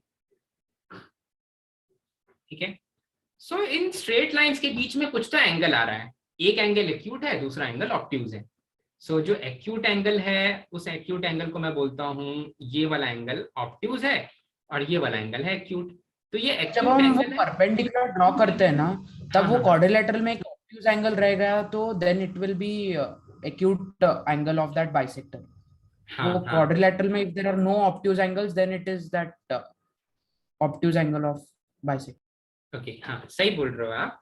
तो वैसे ही केस में यहाँ पर जब मैं इनके लिए परपेंडिकुलर ड्रॉ करूंगा ना ऋषिकेश, यहाँ पर जब मैं इसके लिए परपेंडिकुलर ड्रॉ करूंगा, मैं ये वाली रेड वाली लाइन के लिए परपेंडिकुलर ड्रॉ कर रहा हूँ, परपेंडिकुलर ड्रॉ कर रहा हूँ, ठीक है। और ये वाली ग्रीन वाली लाइन के लिए भी एक परपेंडिकुलर ड्रॉ कर रहा हूँ, ध्यान से सुनना, ग्रीन वाली लाइन के लिए भी एक परपेंडिकुलर ड्रॉ किया गया है। तो इस पॉइंट से वो परपेंडिकुलर कुछ ऐसा आ गया, कुछ ऐसा हो गया, ठीक है। इस वाली ग्रीन लाइन से परपेंडिकुलर कुछ ऐसा हो गया, ठीक है। ये परपेंडिकुलर और ये वाला परपेंडिकुलर, ये वाला परपेंडिकुलर और ग्रीन वाली लाइन वाला परपेंडिकुलर, ये वाला परपेंडिकुलर, ठीक है। तो परपेंडिकुलर भी आपको दिख रहा होगा ऑफ कोर्स। अच्छा भाई, अब देखना ध्यान से, अब मैंने एक बाइसेक्टर बनाया जो एक्यूट एंगल को बाइसेक्ट करने वाला है और एक मैं बाइसेक्टर बना रहा हूं जो ऑब्ट्यूज एंगल को बाइसेक्ट करने वाला है।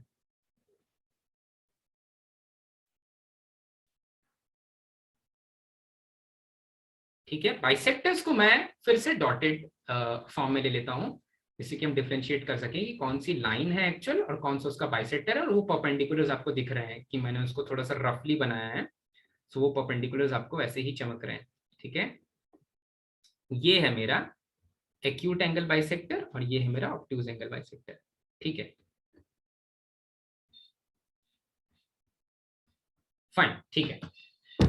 अच्छा भाई, सो अगर मैं, अब देखो एकदम इमेजिन करना है यहां से, ठीक है, सब एक बार इतना बनाने के बाद में इमेजिन करना है कि मैं उस बाइसेक्टर्स को उठा करके ऊपर रख दे रहा हूं, ठीक है।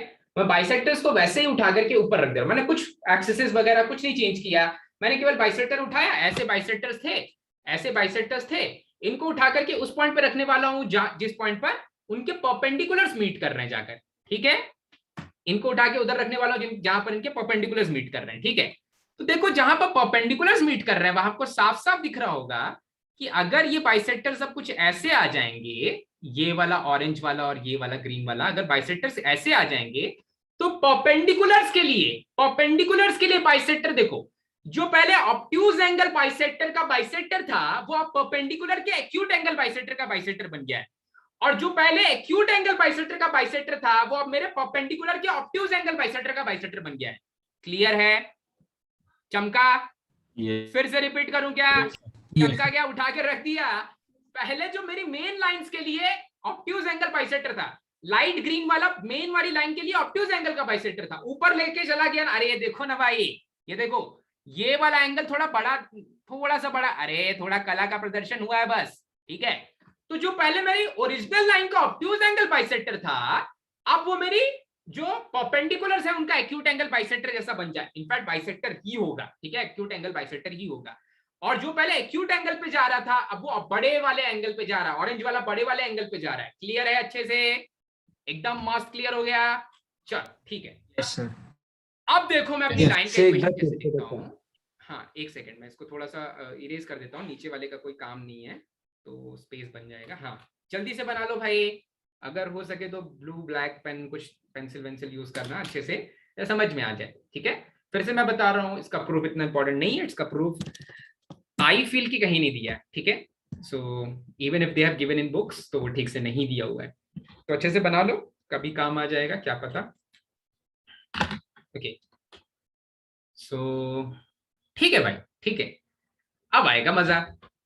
अब देखो इक्वेशन ऑफ स्ट्रेट लाइन की जब मैं बात करता हूं, तो जब मैं नॉर्मल, जब उनके परपेंडिकुलर लाइंस यूज कर रहा हूं, तो मुझे कहीं ना कहीं normal form of equation of straight line use करनी है। Normal form of equation of straight line use करनी है, ठीक है, normal form of equation of straight line, ठीक है भाई। अब ये लाइन थी, मान लेते हैं मेरी L1, ये लाइन थी L1 और ये वाली लाइन थी L2, ये वाली लाइन थी L2, ठीक है, ये लाइन थी L2। Normal form of equation of straight line तक पहुंचना है मुझे, ठीक है। तो देखो, कोई मुझे बता सकता है क्या normal form of equation of straight line दिखती कैसे थी? अनिशा बोल रही है लेकिन म्यूट है। x cos omega plus y हाँ, omega equals x times of cos of omega, जहां पर वो नॉर्मल जो एंगल बना रही है positive direction of x axis से, वो एंगल होता था, plus y times of sine omega, फिर से नॉर्मल जो एंगल बना रही है वो वाला एंगल होता था, is equals to p, is equals to p, ठीक है। अच्छा भाई, अब देखो यहाँ पर जो इक्वेशंस हैं वो कुछ ऐसे हैं। यहाँ पर इक्वेशंस हैं a1x plus b1y plus c1 is equals to 0 और a2x plus b2y plus c2 is equals to 0, ठीक है। मैं मानता हूं कि पहली वाली लाइन का जो नॉर्मल है वो एंगल बना रहा है alpha positive direction of x axis से, और दूसरी वाली लाइन का जो नॉर्मल है वो बना रहा है angle beta with the positive direction of x axis, ठीक है, with the positive direction of x axis, ठीक है भाई। चलो अच्छा है। अब अल्फा बीटा निकालने के लिए क्या करना पड़ेगा? अल्फा बीटा निकालने के लिए क्या करना पड़ेगा? कुछ याद है क्या? स्टैंडर्ड फॉर्म में कैसे कन्वर्ट किया था हमने? वो tan पाई प्लस अल्फा। हाँ, tan पाई प्लस अल्फा नहीं, tan लेना पड़ेगा ना। हाँ ठीक है, कुछ कुछ वैसा। तो वो वाली चीज को जब आप कन्वर्ट करते हो ना तो ये ऐसा बन जाता है। आपको एक्चुअली इसको डिवाइड करना पड़ेगा, ये a1x को डिवाइड करना पड़ेगा स्क्वायर रूट ऑफ जो xy का कोफिशिएंट है a1 square plus b1 square से, plus b1 times of y को डिवाइड करना पड़ेगा a1 square plus b1 square से, a1 square plus b1 square से, is equals to minus of c1 divided by इसको भी डिवाइड करना पड़ेगा square root of a1 square plus b1 square से, ठीक है, इस तरह का। क्लियर है भाई? ऐसा कहां पर किया था हमने? आप एक बार देखो, जहां पर मैंने स्ट्रेट लाइंस को ट्रांसफॉर्म किया है ना, वहां पर square root of capital A square plus capital B square से डिवाइड किया होगा। एक बार चेक कर लो भाई। हाँ, मॉडुलस मैंने लिखा था वहां पर, मॉडुलस को रिमूव करते हैं तो माइनस प्लस की वैल्यू आ जाती है, ठीक है। सो वहां तक हम पहुंच रहे हैं, कोई चिंता नहीं करेगा। पहली वाली स्ट्रेट लाइन कुछ ऐसे दिखने लग जाएगी, ठीक है। पहली वाली स्ट्रेट लाइन कुछ ऐसे दिखने लग जाएगी, और दूसरी वाली स्ट्रेट लाइन के लिए मैं ऐसा करूंगा भाई, a1 नहीं, अच्छा एक और चीज, मुझे ना c1 और c2 को पॉजिटिव बनाना है, मुझे परपेंडिकुलर डिस्टेंस को पॉजिटिव बनाना है, मुझे c1 c2 को पॉजिटिव बनाना है। तो instead of writing it like this, मैंने क्या मान के रखा है कि जब मैं ये वाली इक्वेशन ऑफ स्ट्रेट लाइन लिख रहा हूं तो ये वाला c1 पॉजिटिव है, तो जब वो RHS में गया और माइनस ऑफ c1 बन गया तो वो नेगेटिव हो गया, मतलब परपेंडिकुलर डिस्टेंस नेगेटिव हो गया। तो मैं अभी थ्रू आउट नेगेटिव से मल्टीप्लाई कर दे रहा हूं, तो जिससे कि मैंने अपने परपेंडिकुलर डिस्टेंस को पॉजिटिव कर दिया, क्योंकि c1 एक्चुअली पॉजिटिव है, ठीक है। तो मैं इसको कुछ ऐसा लिख रहा हूं भाई, minus a1x divided by square root of a1 square plus b1 square minus b1y divided by square root of a1 square plus b1 square is equals to perpendicular distance c1 upon square root of a1 square plus b1 square. ये तो पहली वाली line के बारे में बात की। दूसरी वाली लाइन बिल्कुल एग्जैक्टली ऐसा ही दिखने लग जाएगी, minus a2x divided by square root of a2 square plus b2 square minus b2y divided by square root of a2 square plus b2 square is equals to c2 divided by square root of a2 square plus b2 square, a2 square plus b2 square। अच्छा, अब अगर आप compare करोगे ना आयुष, अगर आप compare करोगे इस इक्वेशन को कंपेयर करोगे ये वाली चीज से, x cos omega plus y sin omega is equals to p, तो ये पहली वाली लाइन का जो नॉर्मल है ना वो एंगल बनाने वाला है अल्फा, दूसरी वाली लाइन का नॉर्मल है जो एंगल, वो एंगल बनाने वाला है बीटा, ठीक है। तो आपको पता चलेगा कि cos of angle alpha actually में है minus of a1 divided by square root of a1 square plus b1 square वैसे ही कॉस ऑफ एंगल बीटा जो है, कंपेयर कर रहा हूं मैं केवल, ऐसा नहीं कि मैं कोई चीज कैलकुलेट करके लिख रहा हूं, बिल्कुल आसान है, कंपेयर कर रहा हूं। अगर स्ट्रेट लाइन बहुत स्ट्रांग है तो बहुत आसानी से कंपेयर कर सकते हो आप। कॉस ऑफ एंगल जो बीटा हो जाएगा वो दूसरी वाली स्ट्रेट लाइन में एक्स का कोफिशिएंट होगा, तो that will be minus of a2 divided by square root of a2 square plus b2, sorry a2 square plus b2 square. वैसे ही दोनों के जब साइन कंपोनेंट्स को आप कंपेयर करोगे तो sine of angle alpha is minus of b1 divided by square root of not a1 square plus b1 square, और sine of angle beta will be minus of b2 divided by square root of a2 square plus b2 square. ठीक है, चलो अब यहां तक किसी को कुछ भी complete. Cos of beta minus alpha, हाँ बोल तो खुशी, cos of beta minus alpha का फॉर्मूला क्या होता है बेटा?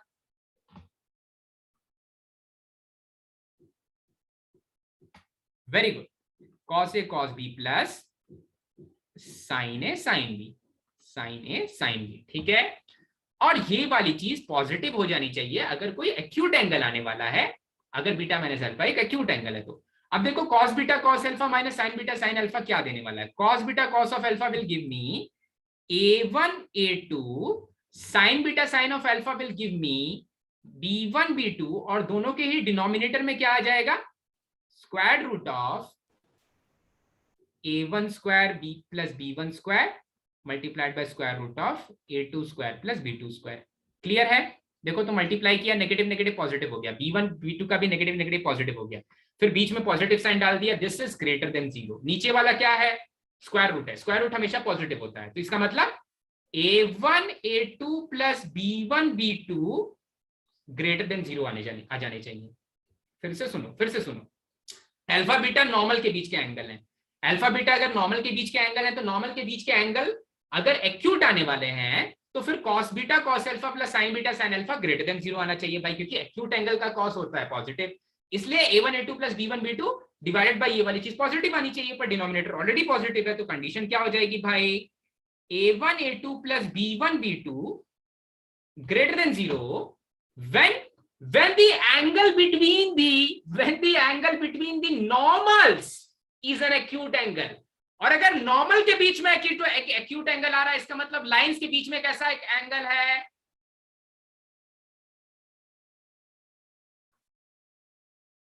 अरे भैया आवाज नहीं सुनाई दे रही क्या?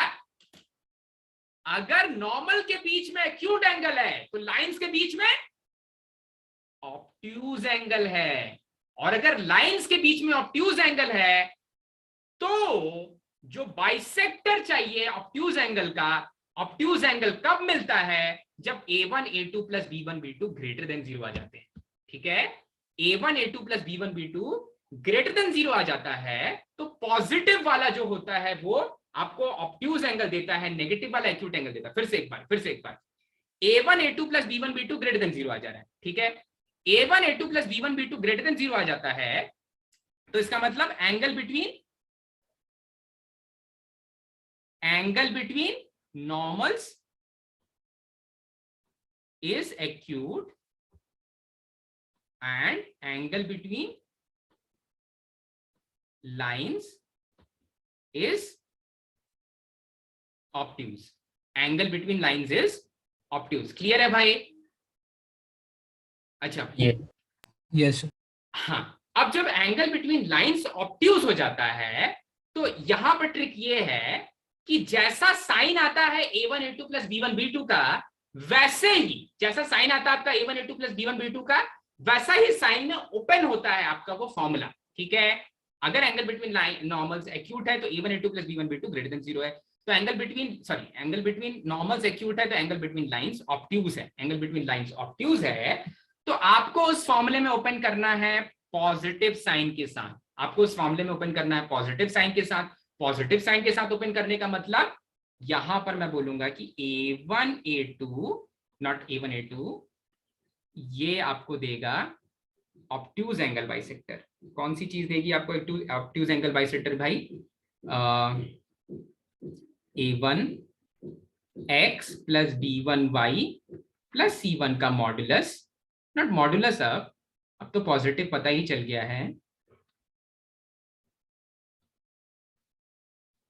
Divided by square root of a1 square plus b1 square is equals to a2x plus b2y plus c2 divided by square root of a2 square plus b2 square. ठीक है,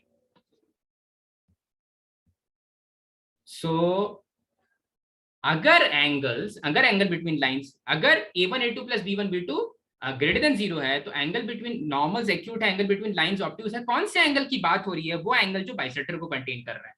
तो ऑब्ट्यूज एंगल बाइसेक्टर जो होगा वो positive sign के साथ open होगा। Obtuse angle bisector जो होगा पॉजिटिव साइन के साथ ओपन होगा, मतलब जो a1 a2 plus b1 b2 का साइन होता है वही हमेशा ऑब्ट्यूज एंगल का भी साइन होता है, वही हमेशा ऑब्ट्यूज एंगल बाइसेक्टर का भी साइन होता है। ठीक है, a1 a2 plus b1 b2 का जो साइन होगा वही अगर ऑब्ट्यूज एंगल बाइसेक्टर का भी साइन होगा, तो यहां से एक्यूट एंगल बाइसेक्टर क्या हो जाएगा? अगर a1 a2 plus b1 b2 greater than 0 है तो एक्यूट एंगल बाइसेक्टर हो जाएगा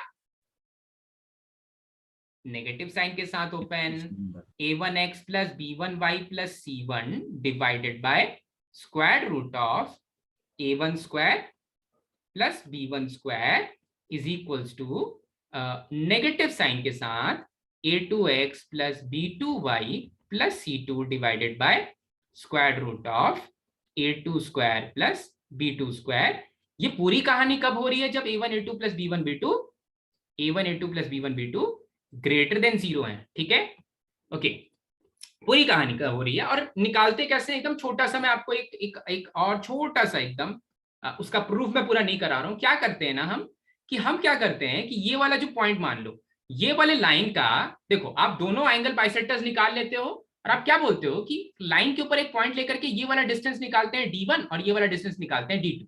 ठीक है, अगर d1 की वैल्यू d2 से बड़ी है, अगर d1 की वैल्यू d2 से बड़ी है, इसका मतलब d1 वाला जो है, ये वाला d1 है, एक बार इसको थोड़ा सा बड़े में देख लो।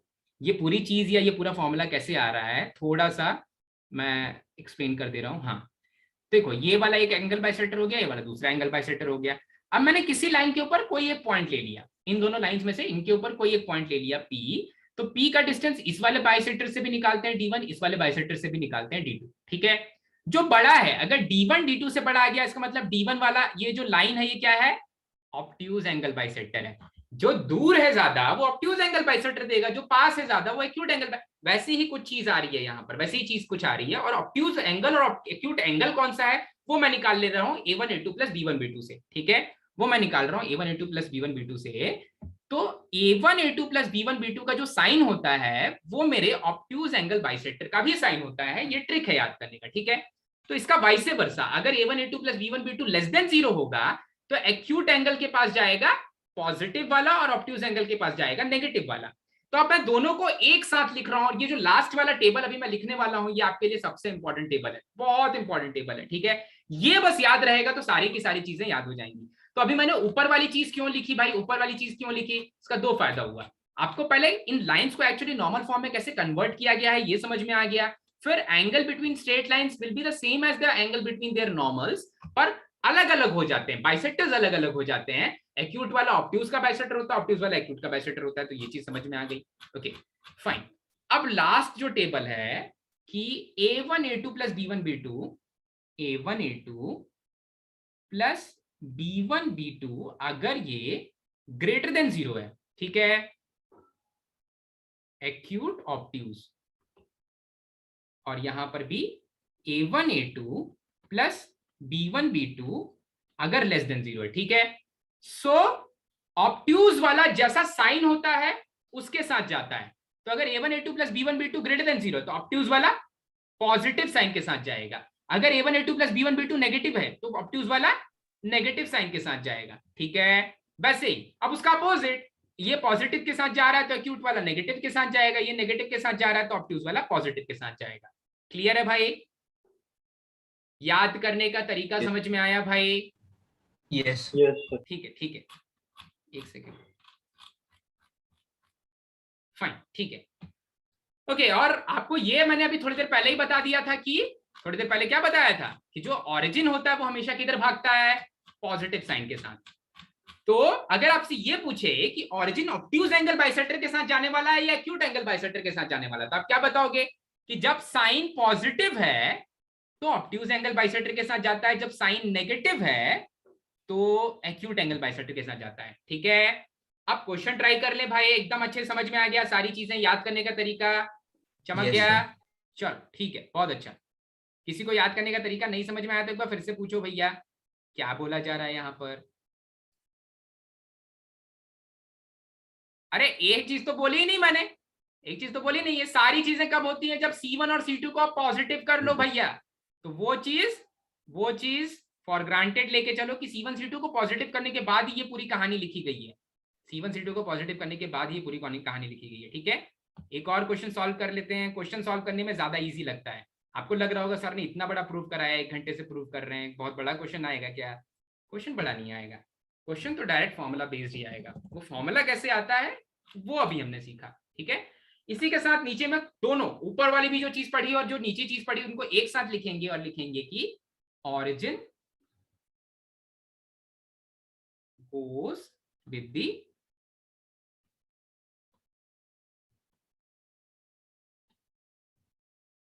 positive sign।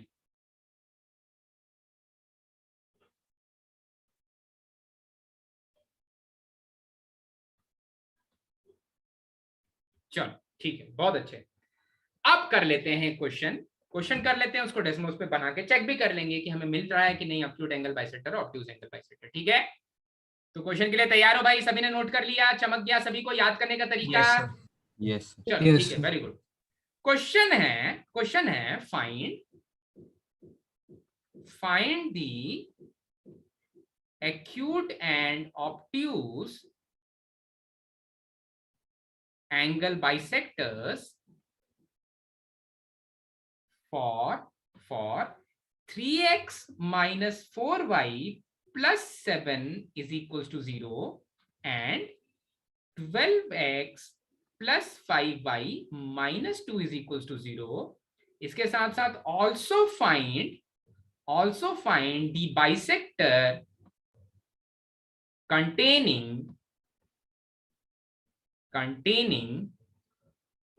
origin।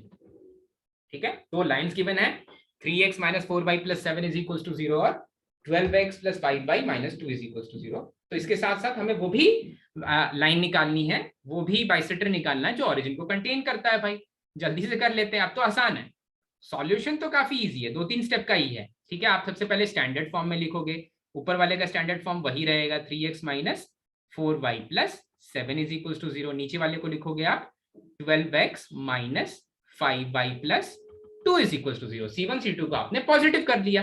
अब आपको निकालना है what is A1 A2 plus B1 B2। So A1 A2 is, देखते हैं भाई, A1 A2 plus B1 B2 क्या आ रहा है? Okay, so A1 A2 plus B1 B2 is -36 plus 20 that is less than 0। अगर A1 A2 plus B1 B2 less than 0 है तो जो ऑब्ट्यूज एंगल है, जैसा A1 A2 plus B1 B2 का साइन हो रहा है उसी के साइन के साथ चला जाता है।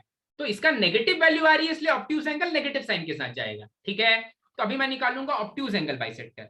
इसका मतलब जो ऑरिजिन है वो कहां जाने वाला है? एक्यूट एंगल के पास, क्योंकि ऑरिजिन जाता भागता है पॉजिटिव साइन के साथ। ठीक है, तो ऑब्ट्यूज एंगल हो जाएगा, ऑब्ट्यूज एंगल बाइसेक्टर हो जाएगा, हाँ ऑब्ट्यूज एंगल बाइसेक्टर हो जाएगा। लिख दो यही वाली लाइन। एक बार प्लस के साथ सॉल्व करना है, एक बार माइनस के साथ सॉल्व करना है भैया, और कुछ नहीं है।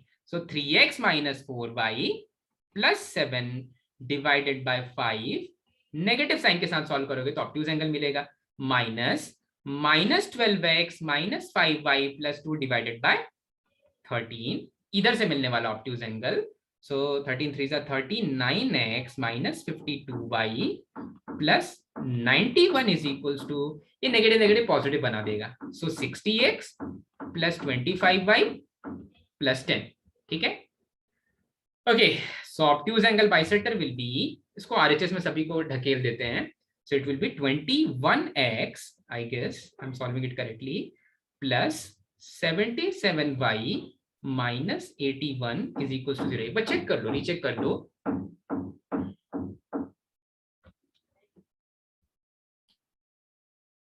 सर ऊपर में -10 आएगा RHS में। -10 आएगा तो ये -101 दे देगा।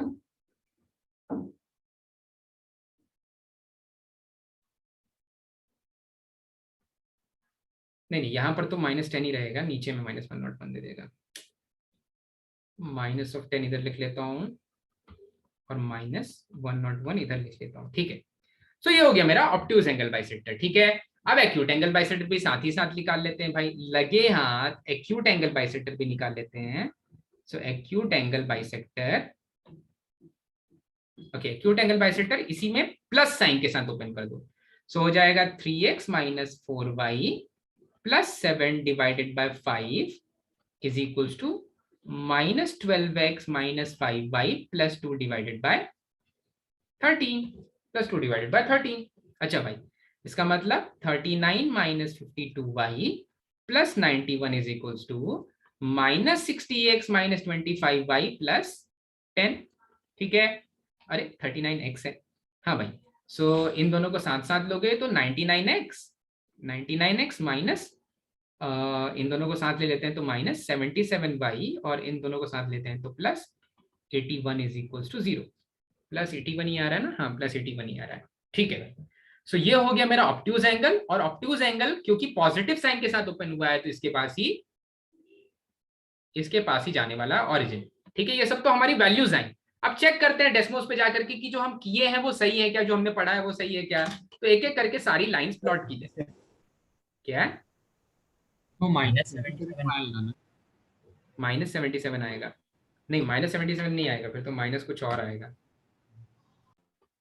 25 25 50 27,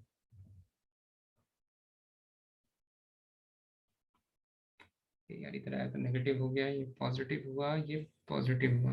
3 से जा रहा है, थोड़ा सा और लेके चले जाओ।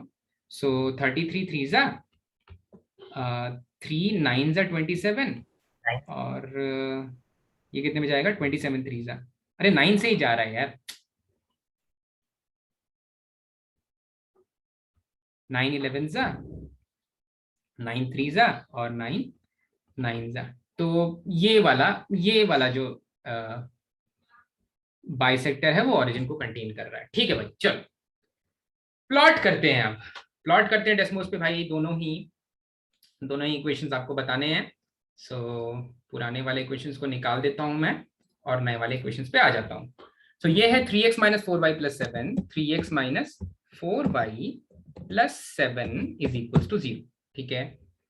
Then 12x + 5y - 2, okay, 12x + 5y - 2 is equals to 0, ठीक है। Then what are the bisectors, बोलना तो अब बाइसेक्टर्स क्या क्या आ गया बेटा? 21x + 77y - 101 is equals to 0, ठीक है। और दूसरा वाला क्या है अब?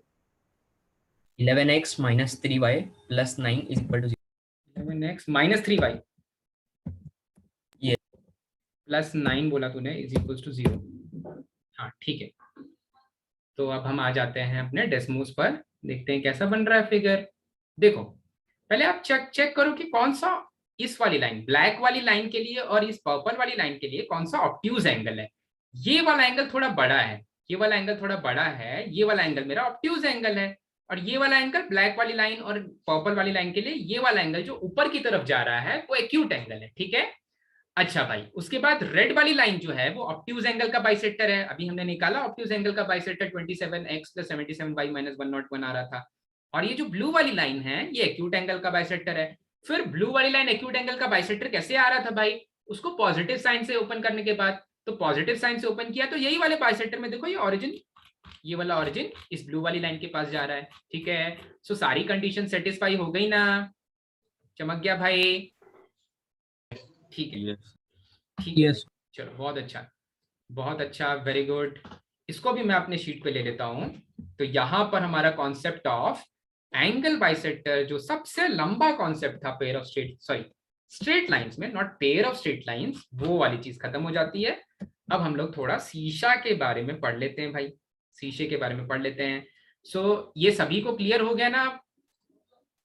यस जितना कुछ पढ़ा आज, जितना भी कुछ पढ़ा आज वो लास्ट लाइन में लिखा हुआ है। ये जो लास्ट में हम, लास्ट लाइन नहीं, ये जो लास्ट में हमने लिखा है ना, ये जितना भी कुछ पढ़ा सभी का एक समरी है कि a1 a2 + b1 b2 को चेक कर लो, > 0, ऑब्ट्यूज के पास जाएगा लेस देन 0, एक्यूट के पास जाएगा पॉजिटिव वाला, और origin goes with the positive sign. यही कहानी है उसकी, ठीक है। चलो अब एक जो फॉर्मूला मैं आपको डायरेक्ट पढ़ाने वाला हूं, और डेलिबरेटली वो फॉर्मूला आपको डायरेक्ट पढ़ाने वाला हूं, और मैं कभी भी ऐसा नहीं बोलूंगा एक्सेप्ट दिस फॉर्मूला, आप ज्योमेट्री में कोई और फॉर्मूला याद करो, that formula is foot of perpendicular and image of a point, ठीक है। सो चलो, image of a point and foot of perpendicular क्यों याद करना है, क्योंकि ये वाली चीज same will come in 3 dimensional geometry also, और जब 3D ज्योमेट्री में आता है तो 3D में विजुअलाइज करना मुश्किल होता है, ठीक है। सो यहां पर हम पढ़ेंगे image of a point, image of a point, एक पॉइंट का इमेज, और foot of perpendicular.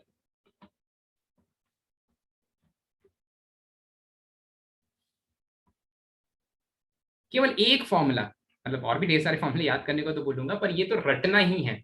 Of course वो निकल जाएगा दूसरे तरीके से, और दूसरे तरीके से मैं आपको निकाल के दिखाऊंगा भी, पर फॉर्मूला याद रखना है। दूसरे तरीके से भी सॉल्व होगा, पर फॉर्मूला याद रखना है, ठीक है।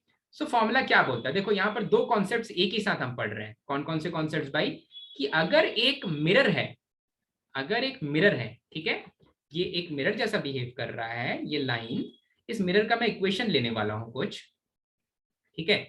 सो ये मिरर के लिए, ये मिरर के लिए अगर इस मिरर का इक्वेशन है क्या, ax plus b y plus c is equal to 0, ठीक है।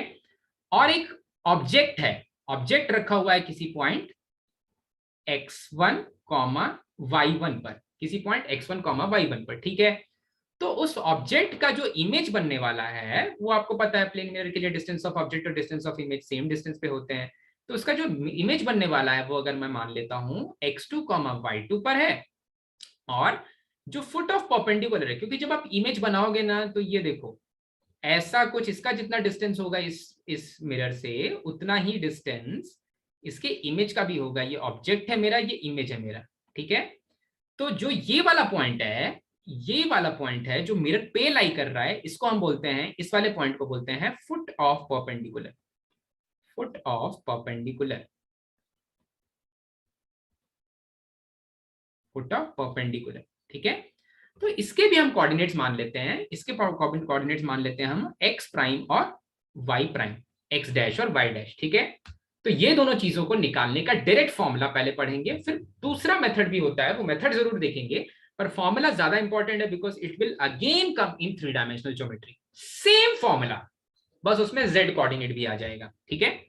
सो दोनों चीजों का मतलब समझ में आया भाई। ऑब्जेक्ट लिख लेते हैं पूरा पूरा, ऑब्जेक्ट, ऑब्जेक्ट इधर में है, इमेज इधर में है, ठीक है, ऑब्जेक्ट इमेज। अब आपको क्वेश्चन में क्या दिया होगा, आपको क्वेश्चन में इनमें से कोई भी एक चीज दी, 2 चीजें दी होंगी, कभी कभी आपको उसका इमेज दे देगा, ऑब्जेक्ट निकालना पड़ जाएगा, तो बिल्कुल सेम ही तरीका है। कभी कभी इक्वेशन ऑफ लाइन दे देगा और ऑब्जेक्ट दे देगा, इमेज पूछ लेगा।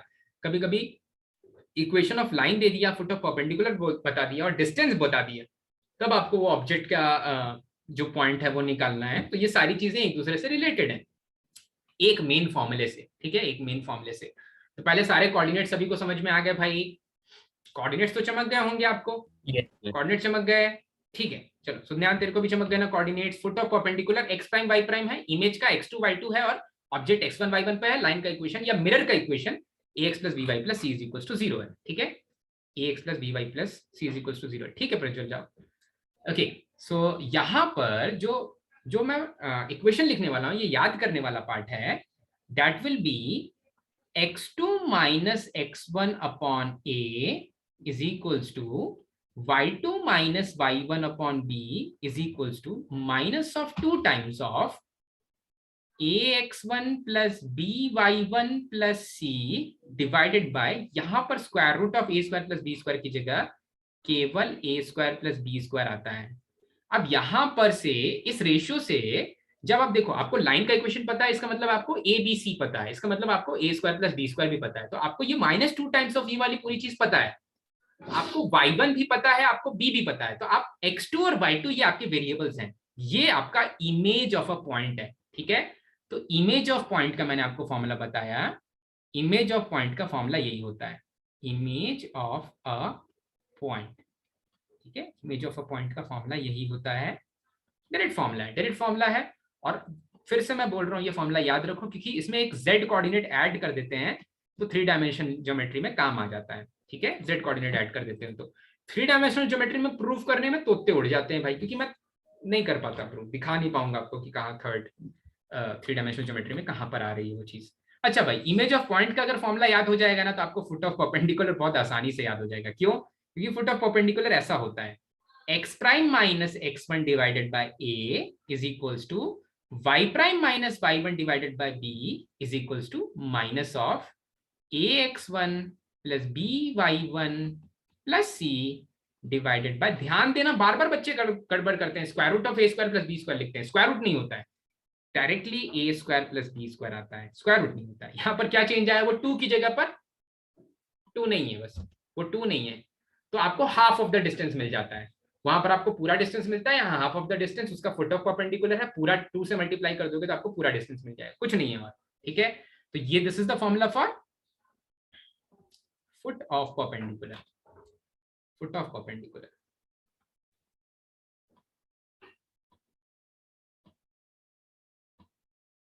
Foot of perpendicular. चलो दोनों फॉर्मूले अच्छे से लिख लेते हैं भाई, दोनों फॉर्मूले याद रखने हैं। अच्छा भाई, चलो भाई, तो चमक गया, दोनों याद रह जाएंगे, अब तो याद हो ही गए हैं, एक बार फिर से देख लेना, भूल जाते हैं कभी कभी, पर कोई फायदा है, फर्क नहीं पड़ेगा, आपको फिर से याद करना पड़ेगा, जब आप 3 डायमेंशनल ज्योमेट्री में आ जाओगे तो आपको फिर से याद करना पड़ेगा। ठीक है, ठीक है भाई। सो अब मैं आपको एक स्ट्रेट लाइन देता हूं, उसमें इमेज ऑफ पॉइंट भी निकालना है, फुट ऑफ परपेंडिकुलर भी निकालना, और दोनों मेथड से, एकदम नॉर्मल मेथड से भी और इस फॉर्मूले से भी हम निकाल के देखेंगे। आई गेस इतना समय है हमारे पास, आपने नोट कर लिया भाई? यस चलो ठीक है। Yes sir. सो मैं क्वेश्चन क्या लिखूं, मैं डायरेक्टली स्केच बना देता हूं, मिरर का इक्वेशन लिख दे रहा हूं मैं। सो मिरर का इक्वेशन है यहाँ पर, जो मिरर का इक्वेशन है, हाँ ऑप्टिक्स में भी काम आएगा, फिजिक्स। यहाँ मिरर का इक्वेशन है 5x plus y plus 6 is equals to 0। ठीक है, और जिस पॉइंट का इमेज निकालना है that point is 4, minus of 13। ठीक है, तो आपको बताना है कि इसका फुट ऑफ परपेंडिकुलर क्या आ जा रहा है, मतलब x प्राइम और y प्राइम क्या आ जा रहा है, और आपको ये भी बताना है कि इसका इमेज क्या आ जा रहा है, मतलब x2, y2 क्या आ जा रहा है। ठीक है, x प्राइम, y प्राइम और x2, y2। तो आपके पास 2 तरीके हैं, या तो आप डायरेक्टली फॉर्मूला यूज कर लो और या फिर ट्रिक से सॉल्व कर लो। ट्रिक से सॉल्व करने का मतलब क्या है भाई, देखो ट्रिक से सॉल्व करने का मतलब ये है कि आप बोलो कि ये जो ए बी है, मिरर का नाम मैं रख लेता हूं CD। ठीक है, मिरर का नाम रख लिया CD, तो जो CD का स्लोप है और AB का स्लोप है, उनका प्रोडक्ट क्या हो जाएगा, -1 हो जाएगा। ठीक है, तो पहले मैं एकदम जनरल मेथड जो फॉर्मूले से नहीं है उससे सॉल्व करके देख लेते हैं। तो मैं बोलूंगा कि y2 plus 13 divided by x2 minus 4, इसका product with slope of line CD, slope of line CD है 5x प्लस y, मैंने बोला तो माइनस ऑफ 5, इनका प्रोडक्ट आएगा -1, इनका प्रोडक्ट आ जाएगा -1। ठीक है, तो यहां से आपको एक इक्वेशन मिल रहा है, आपको मिल रहा है y2 plus 13 is multiplied by 5। ठीक है, यहां से आपको मिल रहा है 5/2 प्लस 65 इज x2 माइनस 4। अब दूसरा इक्वेशन कैसे निकालोगे, सोचो तो। एक इक्वेशन तो ये मिल गया, एक इक्वेशन तो ये मिल गया, दूसरा इक्वेशन, इनका जो मिड पॉइंट है ना वो मेरे लाइन पे लाई करता है, इनका जो मिड पॉइंट है 4 - 13 और x2/2 का जो मिड, हाँ जो मिड पॉइंट है वो मेरे लाइन पे लाई करता है, मुझे x2/2 मिल जाएगा तो मिड पॉइंट भी मिल जाएगा, और मिड पॉइंट मिल जाएगा तो आपको एक्चुअली फुट ऑफ परपेंडिकुलर भी मिल जाएगा डायरेक्टली। तो मैं मिड पॉइंट को लाइन पे लाई करा देता हूं, मतलब लाइन की इक्वेशन को सेटिस्फाई करेगा इनका मिड पॉइंट। मिड पॉइंट क्या है, 4 प्लस x2/2, 4 प्लस ये 5 है, 4 plus x2/2 multiplied by, not multiplied by, plus y2 minus 13/2 plus y2 minus 13/2, ये mid point plus 6 is equal to 0। ठीक है, यहां से एक और इक्वेशन, दो वेरिएबल अभी सॉल्व करके निकालेंगे। ठीक है, तो ये आ जाएगा 20 plus 5x2, 20 plus 5x2 plus y2 minus 13 plus 12 is equal to 0। अच्छा भाई, तो यहां से मिल जाएगा 5x2 plus y2 plus 19 is equal to 0, अब इक्वेशन 1 और इक्वेशन 2 को सॉल्व कर लेते हैं। इक्वेशन 1 और इक्वेशन 2 को सॉल्व कर लेते हैं भाई। सो इक्वेशन 1 से मुझे पता है कि x2 माइनस 5/2 की वैल्यू 69 के बराबर है, प्लस 69 माइनस ऑफ 69 इधर आ जाएगा, दिस इज माइनस ऑफ 69। ठीक है भाई, ये इक्वेशन 1 था, उसको इक्वेशन 1 नहीं ले लेते हैं, ठीक है। तो यहां से कुछ तो इक्वेशन ए था, यहां से ये वाली चीज आ गई 5/2 x2 माइनस 5/2 प्लस 69 माइनस 69 ऐसा आ जाएगा। ठीक है, चलो भाई निकालो तो x2/2 की वैल्यू जल्दी से।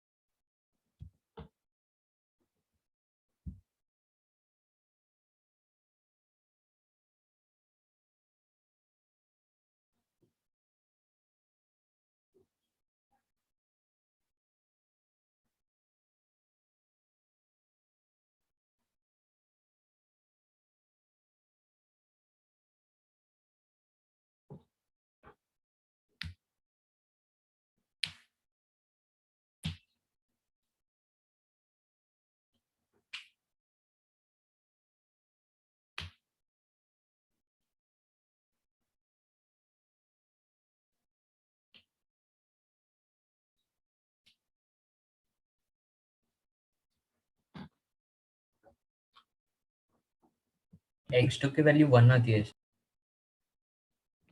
x2 की वैल्यू 1 आ रही है क्या? Okay, y2 is 14. x2 is 1, y2 is 14। एक बार क्रॉस चेक कर लो भाई सभी।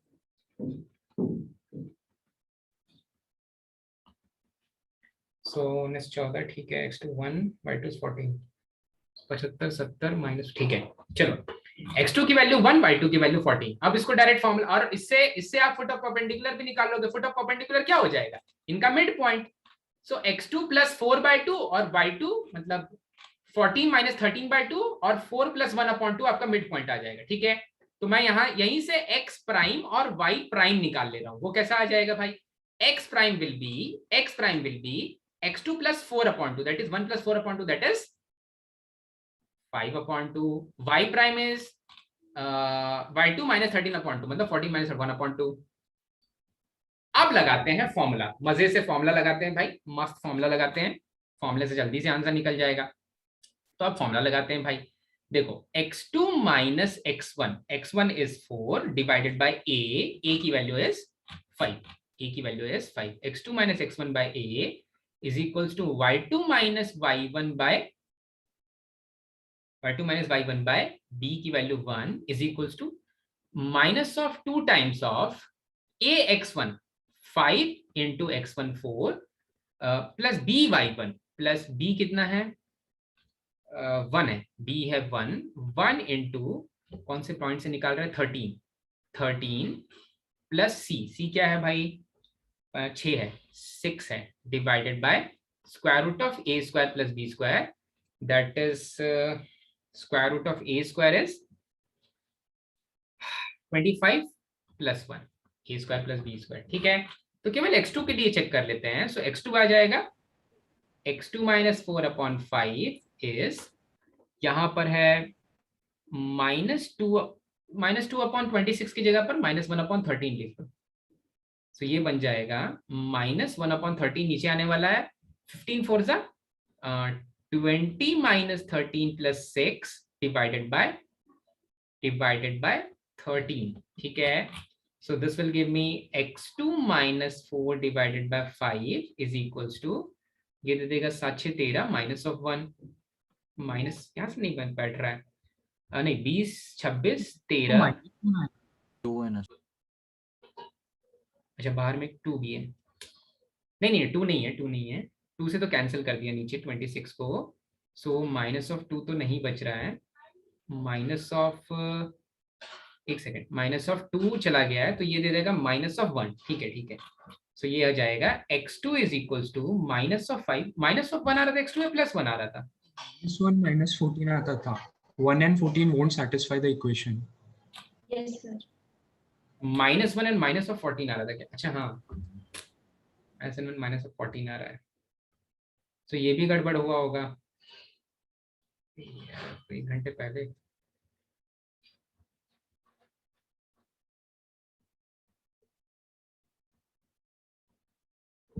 अब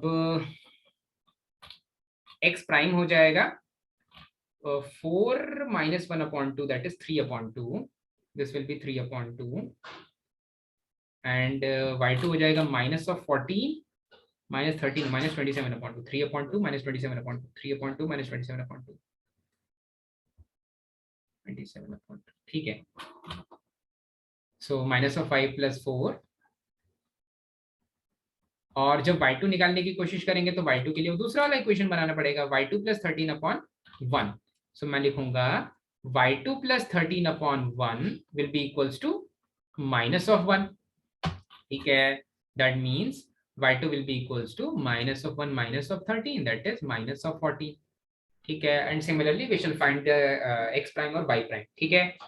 तो अब आपको कौन सा इसमें इजी लग रहा है भाई, फॉर्मूला या बिना विदाउट फॉर्मूला? फॉर्मूला।